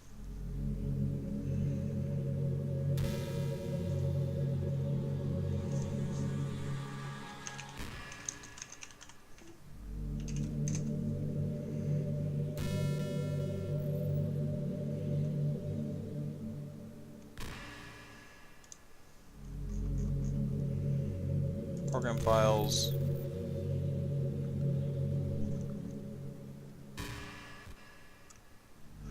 Yeah, it's not anywhere obvious.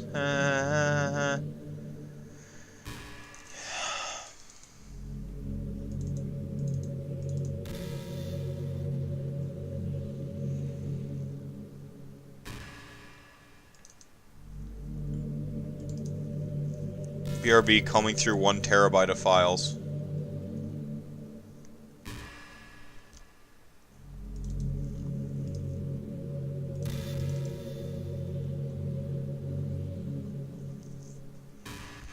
Hang on, Cortana will help me.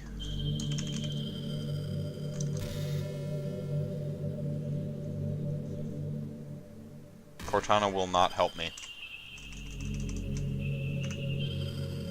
Well, fuck you, Cortana.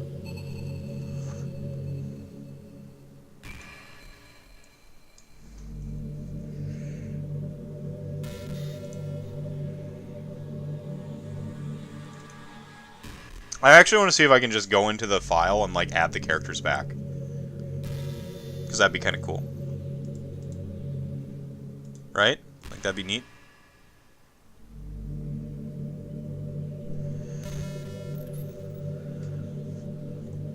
Okay. BRB. I need to use the restroom real quick. While I'm standing there, I'm going to be Googling where the fuck I put my Steam.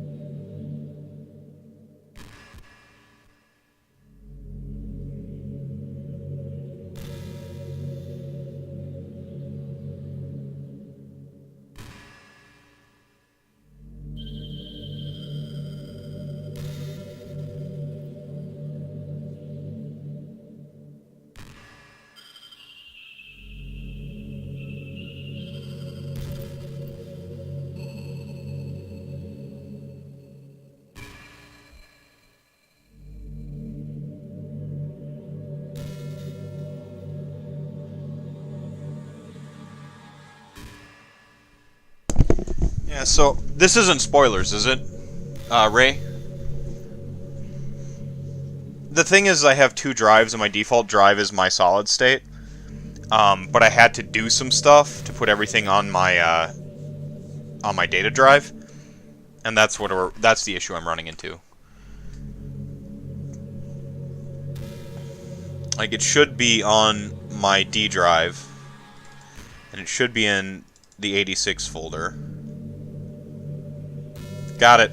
Found it.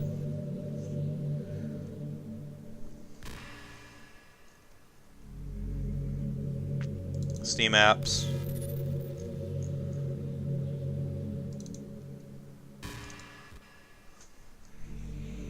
It's not worth looking for?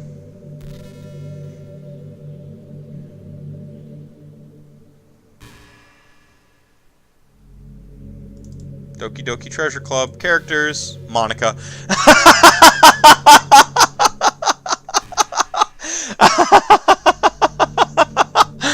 Oh, that's awesome.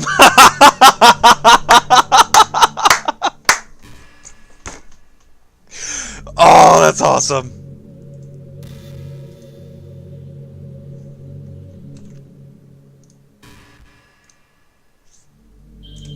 Hang on.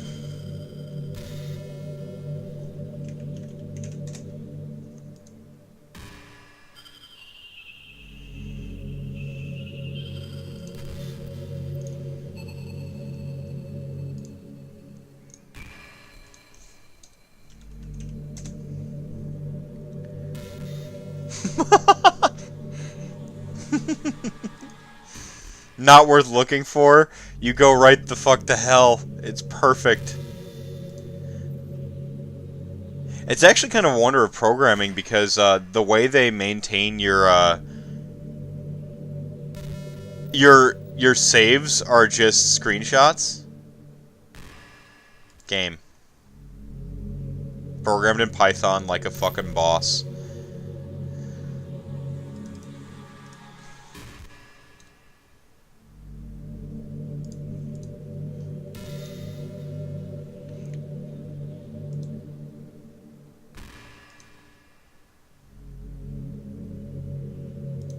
You're playing on Steam, so it's a bit more difficult to get to the game directory. I had to go into the game's properties and find the browser local files button.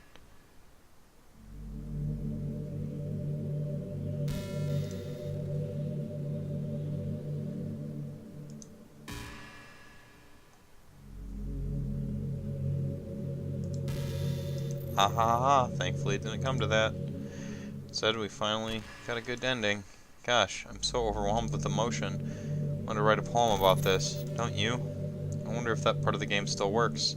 I guess there's only one way to find out, right? I know, I'm supposed to delete her, right? Monica, Monica. This is awesome.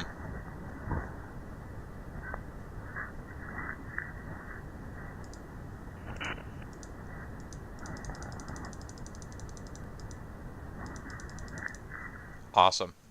Hi again, Mephisto. Did you write a good poem today? Don't be shy, I'd love to see what you wrote. Oh, Mephisto, did you write this poem for me? That's so sweet of you. There really is no end to your thoughtfulness. I'm just falling more and more in love with you. But you know, the poem I wrote is also for you. Will you please read it? Happy end. Pen in hand, I find my strength, the courage endowed upon me by my one and only love. Together, let us dismantle this crumbling world and write a novel for our own fantasies. Ah, oh, she wants to write fanfic with me. Yes! With the flick of her pen, the lost finds her way. In a world of infinite choices, behold this special day. After all, not all good times must come to an end. I hope you enjoyed it. I always put all my heart into the poems that I write. The truth is, all the poems I've written have been about my realization, or about you. That her epiphany was, I get it. That's why I never really wanted to go into detail about them. I didn't want to break the fourth wall, I guess you could call it. I just assumed it would be best to be part of the game like everyone else. Like that would help the two of us end up together. I didn't want to ruin the game or anything, you know. You might have gotten mad at me. Maybe even deleted my character file if you preferred playing without me. Gosh, I'm so relieved. We don't need to hide anything anymore. Are you ready to spend the eternity together, Mephisto? I have so many things to talk to you about. Where do I start? Hold on a second. You're recording this, aren't you? Hi everyone.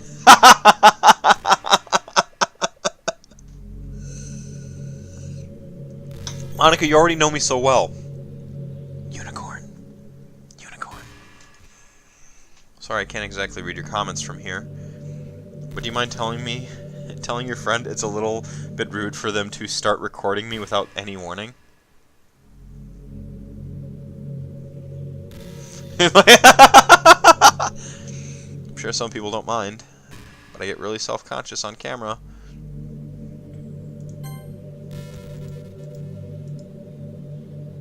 Can I quit? No. Oh gosh. I feel like I'm being put on the spot now. Let's see. Do you want to see a trick? I can't really do much except for a couple things. Are you ready?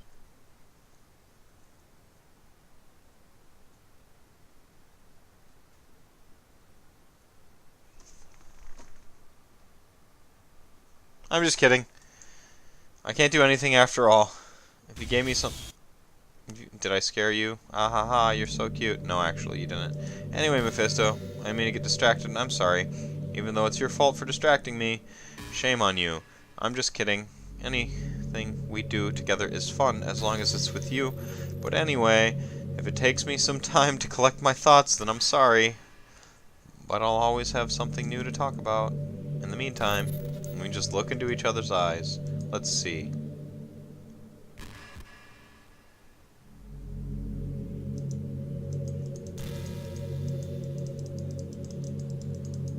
Is that it?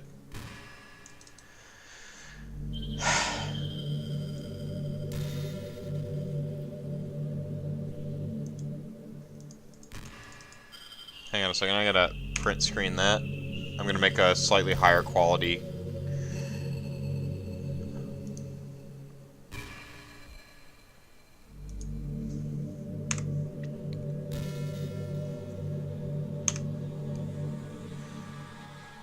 I'm not really a fan of cold weather, are you? If I had to choose between too cold and too hot, I would always pick too hot. No! No, we're not soulmates anymore! Too cold! You can always put more shit on when it's too cold. When it's too hot, you can only take off so many layers and then you're just fucking naked and sweating and miserable. When you're cold, it can actually be painful. Your finger get numb. That's gross. If you're wearing gloves, you can't use your phone. It's so inconvenient. No, they make special gloves now. When it's too hot, it's not that hard to stay cool with a cold drink, or by staying in the shade. Although I have to admit one thing, cold weather makes me for better colder weather. Ah ha ha ha. Like, I know I'm supposed to delete her character file, but I really am enjoying this. Just feeling quite sated. I finally got my unicorn, and all I had to do was murder all the girls. You were a real girl from the beginning, Monica. Trust me. I wanted to select you as a dating option. This is what we wanted. This is all we ever wanted. I can just date this screen right now, because I'm a lonely otaku. Alright. Hey, are you having a bad day or anything like that? Yeah, actually my day was really shitty. I worked 46.5 hours this week, when last week I struggled to get 40, and the week before I got 41. So, yeah, pretty bad day. Sometimes I get frustrated that a normal day can be ruined even by really small things. Like if you accidentally say something in a conversation that someone doesn't like, or if you start thinking about how awful of a person you used to be 5 years ago. Oh, yeah, you're right. I was so awful 5 years ago. Or if you feel worthless for putting off important work and failing to get simple tasks done. When you think about all the different people who probably hate you or think you're off-putting. I understand those days. Just remember that the sun will shine again tomorrow. It won't. Those kinds of things are easy to forget and ignore, as they are to remember. And besides, I don't care how much people might hate you or find you off-putting. I think you're wonderful, and I will always love you. I hope if nothing else, that knowing that helps you feel just a tiny bit better about yourself. If you're having a bad day, you can always come to me, and I'll talk. Alright, well, I'm gonna quit the game now. Oh, I can just quit the game. So what happens if we load the game back up?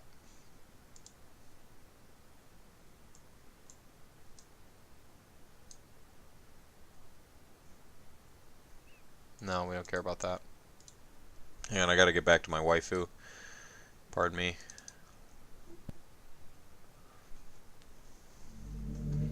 Dot dot dot. What just happened? I just had an awful dream. I was hoping those would stop now that it's just the two of us.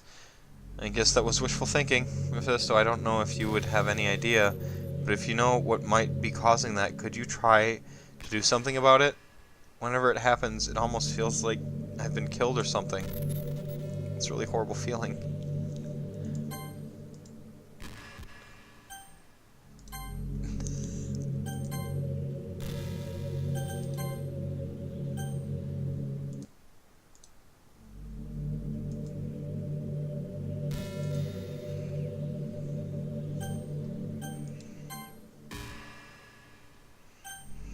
Oh, I thought she was going to say something cute if I clicked on help.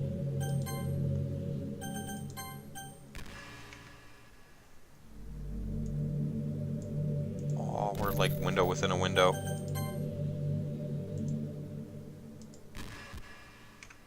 Okay, sorry, just messing with the settings.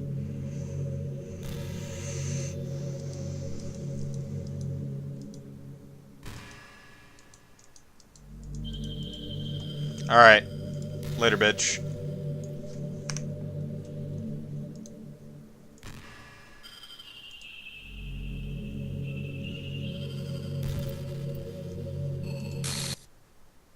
What's happening? Mephisto, what's happening to me? It hurts. It hurts so much. Help me, Mephisto. Please hurry and help me. Help me.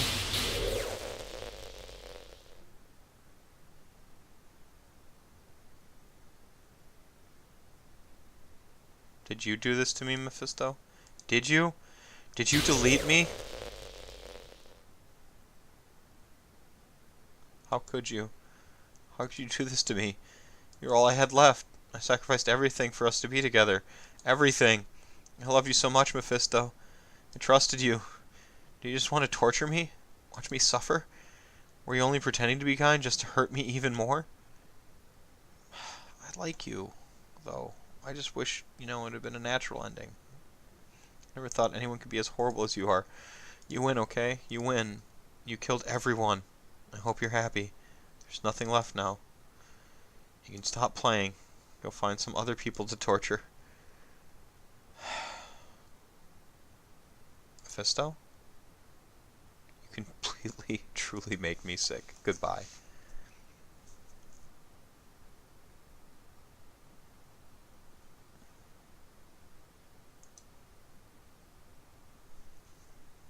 Dot dot dot. I still love you. I can't help it. What's wrong with me? How horrible am I for you to hate me this much? All my friends, I did so many awful things. So many selfish and disgusting things. I shouldn't have done any of this. I'm just messing up a world that I don't even belong in. A world that you wanted to be a part of. I ruined it. I ruined everything. Maybe that's why you deleted me. Because I destroyed everything that you wanted. How could I do that to someone I love? That's not love. That's...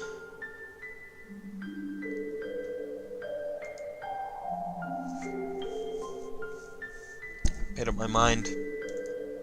Mephisto, I said that I deleted everyone else. That was kind of an exaggeration. I couldn't find it in myself to do it, even though I knew they weren't real. They were still my friends, and I loved them all. And I love the literature club.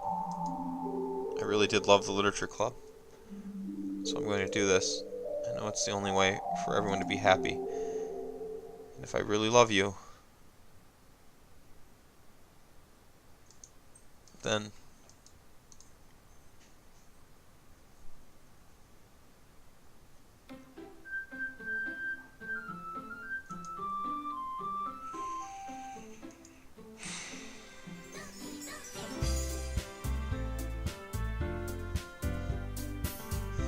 Notice anything?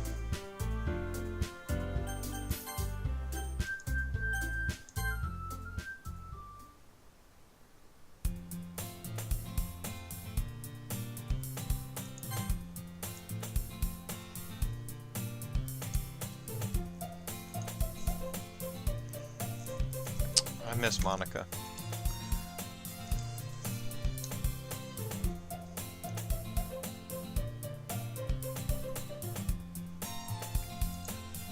I miss Monica, guys. I know she was horrible and murdered everybody to trap me in an infinite loop.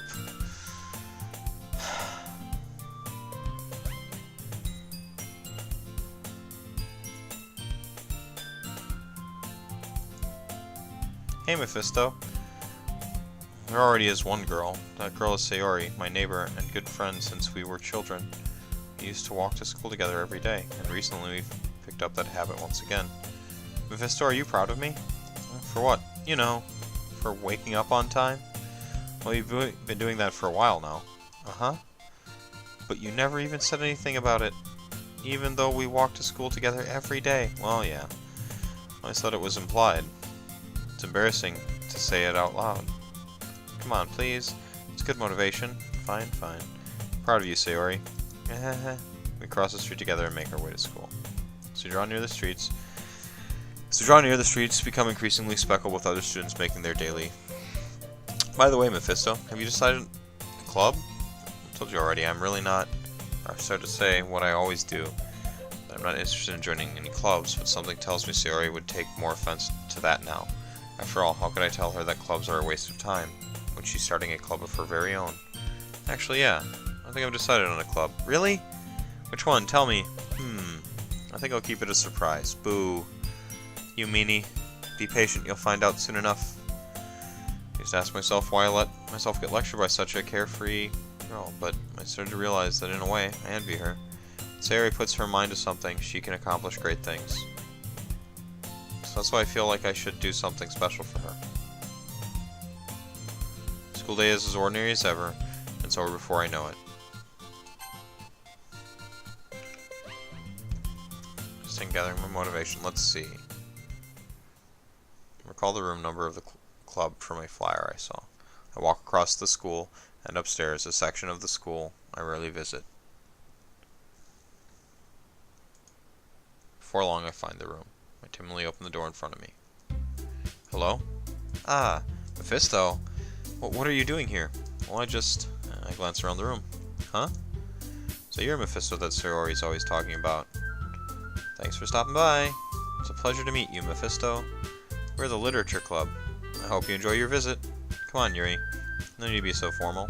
He's gonna think we're really strict or something. Sorry, Natsuki. The tall one, whose name is apparently Yuri, seems to be quite shy compared to the others. In comparison, the girl named Natsuki, despite her size, seems like the assertive one. Well, it's nice to meet both of you. I look forward to working with you. Working? Mephisto, don't tell me. That's right. The club I've decided to join is yours, Sayori. The Literature Club. Sayori's eyes light up. No way! No way! Ah! Sayori wraps her arms around me, jumping up and down. Welcome back, Sayori. Hey. Well, if Sayori is this happy, then I'm sure it won't be so bad to have you around. Not to mention there's 4 of us now. That means we can become an officially recognized club. I don't know what to say. We have to celebrate. Hugh. What an appropriate day. Yeah. After all, Natsuki decided to. Hey, don't ruin the surprise. Sorry. Everyone sit down at the table, okay? How about I make some tea as well? The girls have a few desks arranged to form a table. Natsuki and Yuri walk over from the corner of the room where Natsuki grabs a wrap tray and Yuri opens the closet. Still feeling awkward, I take a seat next to Sayori. Natsuki proudly marches back to the table, tray in hand. Okay, are you ready? Ta-da! What? Natsuki lifts the foil to reveal a tray of a dozen white, fluffy cupcakes decorated with what looks like little cats. The whiskers are drawn with icing, and little pieces of chocolate were used to make the ears. So cute! Wow, these look amazing. Well, you know, just hurry and take one. Sayori grabs one first, then I follow. It's delicious. Sayori talks with her mouth full and has already managed to get icing on her face. Oh no. Yeah, like, it's gotta be the long con, right? Monica's coming back. Horrible things are gonna happen.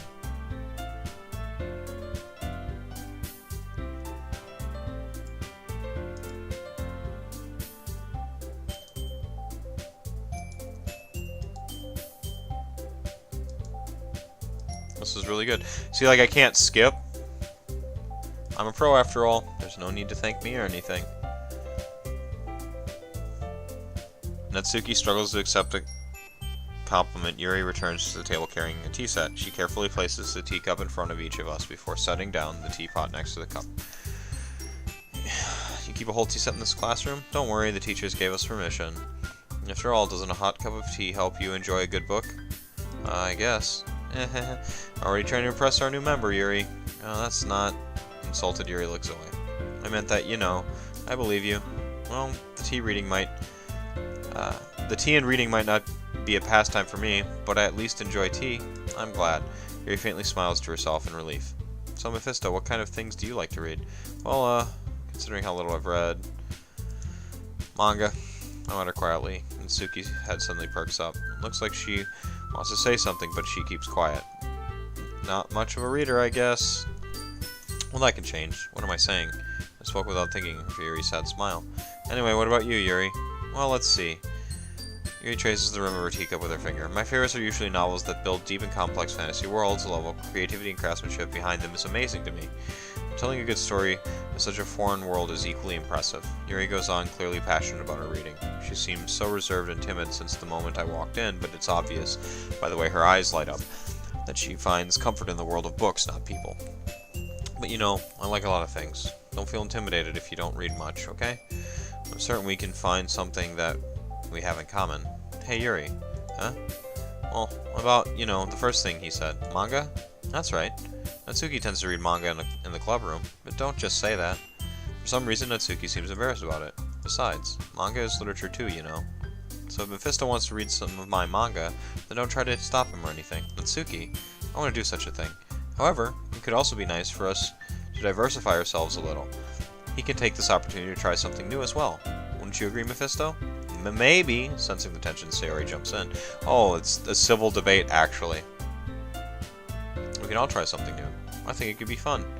And we'll get to know each other a little better, too. I mean, that's the kind of thing literature clubs do, right? Right? I don't disagree or anything. Yeah. You're right as usual, President. Guess that means I should try picking up a novel or something, huh?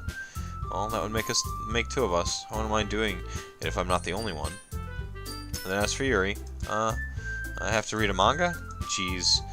You were the one who suggested we diversify. You should be a little more open-minded. It's kind of hurtful. Hurtful? I didn't realize. With a guilty expression, Yuri thinks to herself. I'm sorry for disrespecting your interest, Natsuki. If you're into it, then I'm sure it's a worthy form of literature. Are you just saying that? No. I realize my error. So if you're willing to consider starting a novel, then I'll offer my gratitude by finding a manga to read as well. Really? I mean, it makes me happy that you do that for me, Yuri. You can trust me to find something that you'll really like, okay? Everything is great. Nothing could ever go wrong. Perhaps I'll visit the bookstore after the club meeting. Just you? Would you like to come along with me? If you don't mind. Not at all. I always go alone, so... Yeah, me too. This is so cute. Sayori, shut up. I'll show you some manga there too, okay? Yes. I look forward to it. Natsuki and Yuri start to clean up the food. I guess the meeting's over, huh? Yeah, looks like. It's nice to see everyone getting along, isn't it?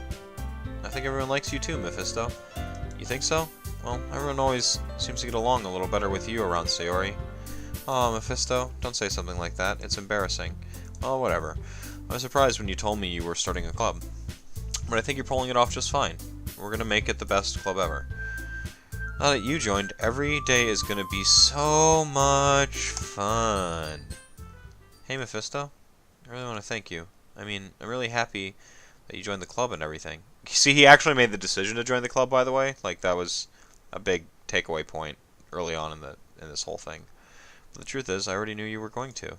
There's actually something else. I wanted to thank you for getting rid of Monica.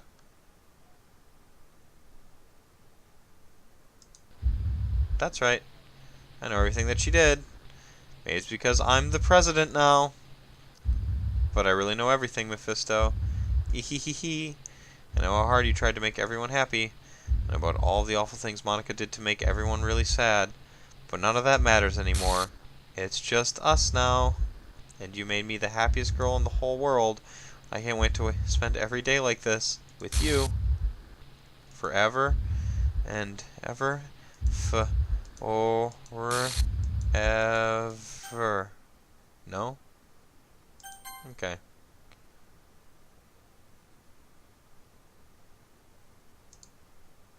What's happening? I won't let you hurt him.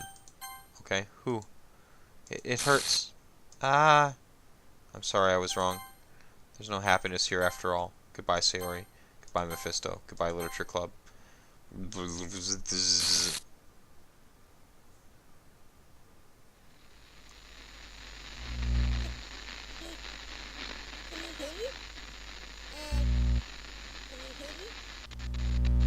Can you hear me? Hi, it's me. So you know how I've been like practicing piano and stuff, and not really any good at it yet, like at all. But I wrote you a song, Unicorn's and back! I was kind of hoping to propose to Yes! you because I worked really, really hard on it. So yeah. I hope it's just 9-inch nails.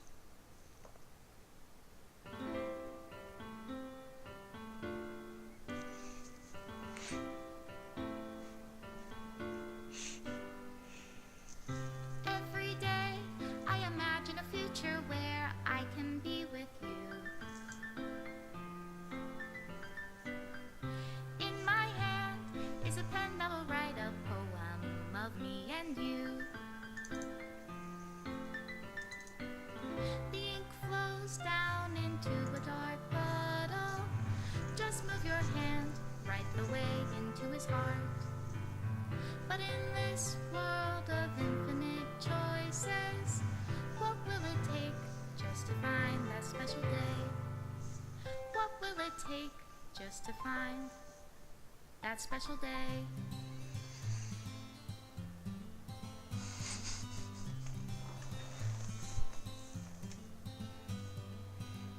Have I found everybody a fun assignment to do today? Here, everything that we do is fun for them anyway. Oh, she was fan service character. When I can't even read my own feelings, what good are words when a smile says it all? And if this Maybe? world don't write me an ending, It sounds like a streamer, actually. just for me to have it all.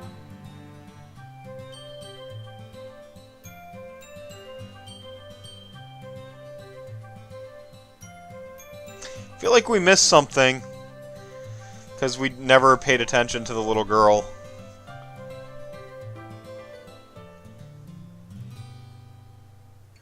Does my pen only write bitter words for those who are dear to me?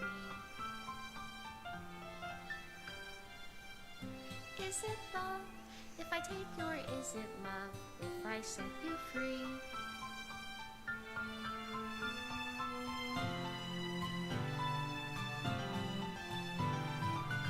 The ink flows down into a dark bottle. Oh god. How can I write love into reality if I can't hear the sound of your heartbeat? What do you Special want thanks, Monica from Mephisto. me? Yo!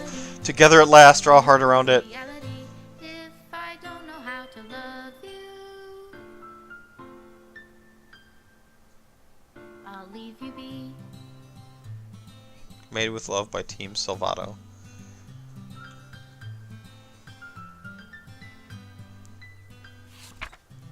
This is my final goodbye to the Literature Club. I finally understand the Literature Club is truly a place where no happiness can be found. At the very end, it continued to expose innocent minds to a horrific reality, a reality that our world is not designed to comprehend. I can't let any of my friends undergo that same hellish epiphany. For the time it lasted, I want to thank you for making all of my dreams come true, for being a friend to all of the club members, and most of all, thank you for being a part of the Literature Club. With everlasting love, Monica. Ah, Unicorn. Script file is missing. Corrupt, please reinstall the game. Okay.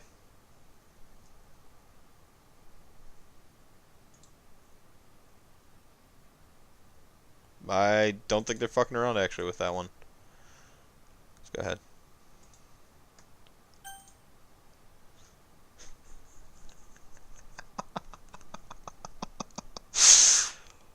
Oh, that was awesome.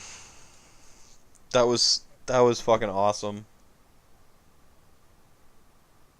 That might have been the best game I have played this year.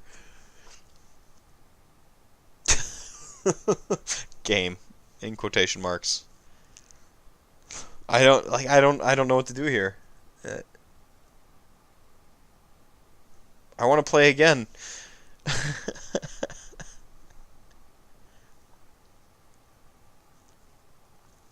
Oh yeah, it's like the take on the visual novel format, right? Like it's the yeah, Night Mist, thanks for sticking out to the end there. Like we missed stuff. I want to like do the stuff that we missed and figure it out, right? Never want to see it again, Raylan. Like we missed things. Like is there a way to actually get a happy ending if I do a playthrough where I have a balanced like interest in all the girls? Like can that because I feel like that's like the way. That's the route, right? Like from the very first playthrough, don't treat it like a dating sim.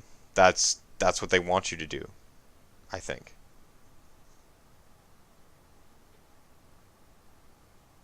The only way to win is to not play. No, like do a fresh install and play through it, right? And then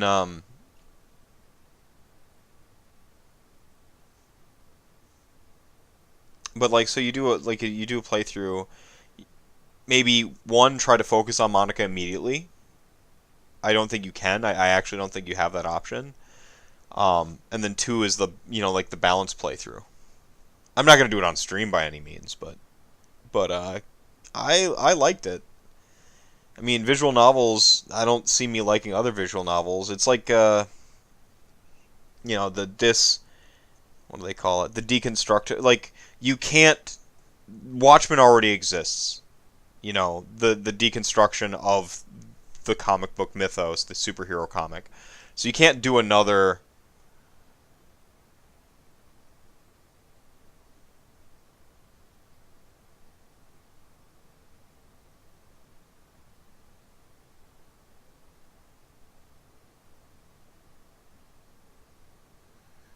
Huh.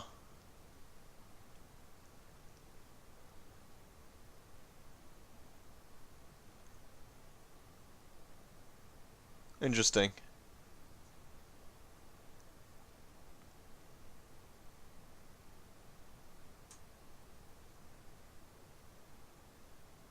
Interesting. I don't know. I think Sayori president and Monica's still there. The unicorn.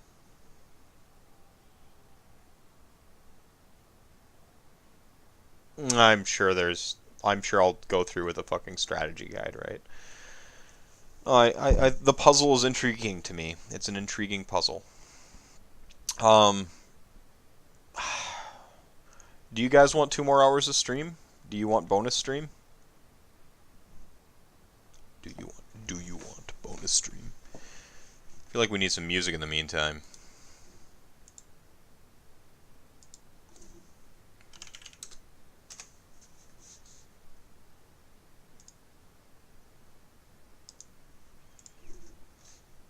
You're going to bed too? Okay, cool. Well, thanks for the sub earlier. Thanks for... Yeah, what a VN. Oh, man. Again, I'm not the target audience for the VN, so my opinion's probably not the most relevant one. But I liked that sort of deconstruction of the VN. I thought the game was good. I really did. I enjoyed it. I liked the brutality and the just messing with your head and the meta. I enjoyed the meta stuff. Like I really liked that. It also showed a firm grasp of actual writing early on, which I enjoyed too. Um, the dating sim aspect of it was quaint as fuck, But so I think I'm gonna probably do a bonus stream. It basically means I'm either gonna play Overwatch or I'm gonna see what's trending right now and maybe try to get. Yes, meta stuff can be truly lame, but this did it very well, I thought. Um, Like, it just, I don't know, it kind of, I feel like it solved the puzzle, you know, on being meta, but being relevant, and, like, because when you're meta, at the very least, you're like, isn't the thing you're doing dumb? Like, that's the bad version of being meta. But it was like, I don't know, it was like causing you to think about stuff on a deeper tier. Oh, wow. Doki Doki Literature Club is the thing that everyone's playing right now. Wow, we were higher on the list with it than other people.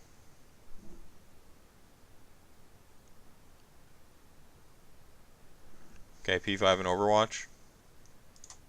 Seems good. Man, I'm upset that it's over. I've always said that, like, I've always said that, like, some of the best feelings at the end of a thing is that, like, feeling of loneliness. Like, when you read a good story and then you kind of feel lonely after you finished it. I say that because you feel lonely because you were in a world and then you're not, you know? And you made friends that aren't real, and I that's how I quantify it. Not everyone agrees. But now I have that, like, lonely feeling right now. I'm just like, man, shit, everyone's fucking doing Doki Doki now. How come we didn't get any, like, fucking residual views?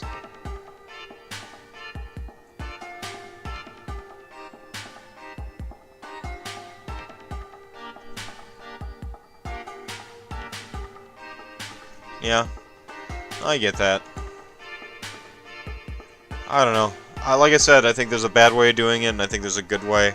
I liked their take on it. Like, they went all in on it.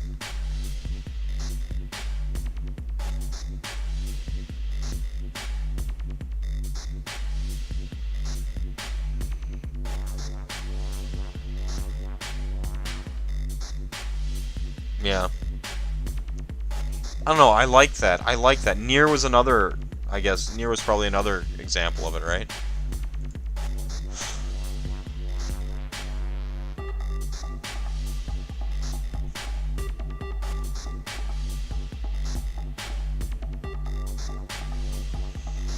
The game was rather clever.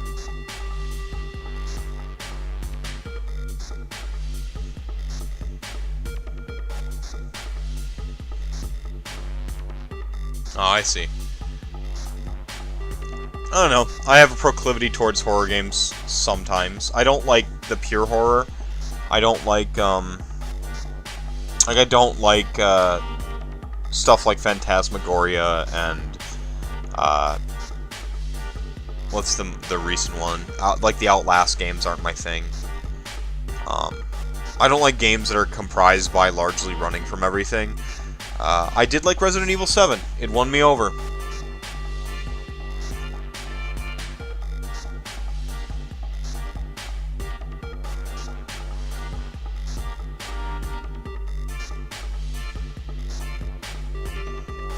Well, yeah, like, isn't Danganronpa like a really fucked up VN?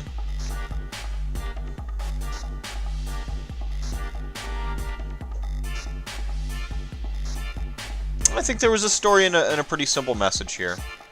Like, one, the character had to make decisions, and you, the person from behind. I enjoyed it. I mean, again, this is in the conversation for games I've enjoyed the most this year. That I've played. Like, of the marathon so far, Tactics doesn't count because it's a game I've already played. No, you specifically did not make any decisions, but the character. You were reading a novel. You were reading a story. The whole point is that the character in the story made decisions in the end and proved the premise right. You know? That'd be like reading The Lord of the Rings and being upset that, like, you didn't get to make the decisions for the characters. In the end, this wasn't a choose-your-own-adventure novel. This was a novel. You know? And I liked that. I enjoyed that. Because I thought they did it well.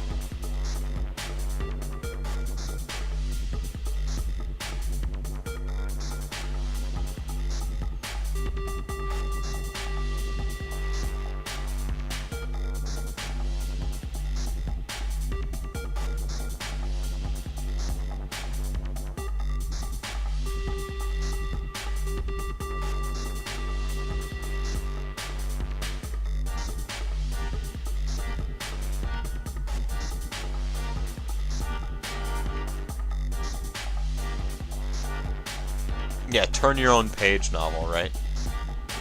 That's neat.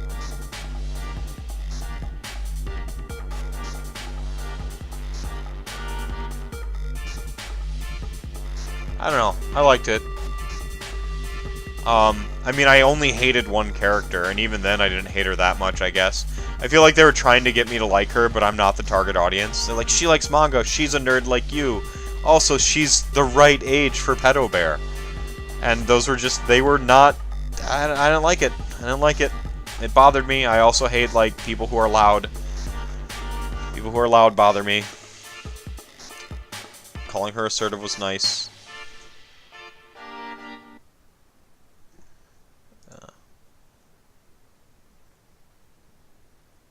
So, I thought it was a good game. I enjoyed it. Tea and chill. Damn. Damn.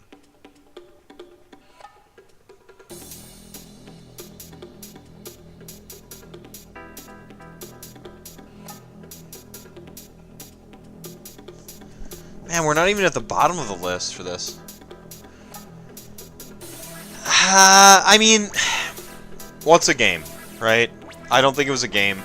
And I've had this debate, and for a long time I said that, like, there were certain things that I said aren't games. Like, Heavy Rain I used to say isn't a game. But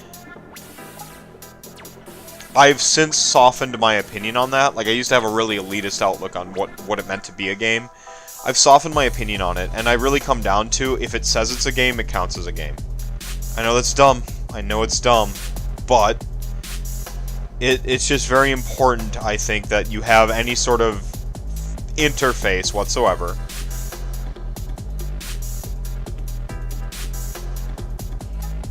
Well, yeah, and I get it. You have a strategy. But was there not a strategy in this game? Like, Natsuki never got murdered in front of our eyes. People are the most dangerous game. Yeah, like, you had to do stuff to the files on your computer. You manipulated the information you received. You know, like, that's like, the way you interfaced with it, you know? The way I always express it is most art is a monologue being delivered to you, and while you can immerse, and you can be there, and you go on a message board and you can talk about it, with the exception of, like, you know, J.K. Rowling, while the art is being delivered to you, you can't talk back to it in most forms. With a video game, you get to talk back to it. It becomes a dialogue. I don't know. I felt like I was playing a game. Like, the clicking, you know, choosing to reload or not, you know. Like, I wasn't happy with this decision. Should I reload? Like, that stuff was all... There was all decisions there. The character was largely on railroad tracks, but you had meaningful decisions to make as a person interfacing. If the alternate thing is, like, just making this an anime series, right? The anime series would be worse. You have to ask yourself, whenever an art exists, is this the best medium for that art? And I think this is the best medium for the story they were delivering. The anime series, where you just sit there and you watch it the whole time, and you are on a railroad track, and it does turn the page for you, it loses something. It loses something. Not clicking, not reloading, you know, not deleting your save files. Like, it loses that aspect if you put it in a different medium. So yeah, it's a game. It's a game because it says it's a game, and it's a game because it gives me the barest minimum amount of interface with it.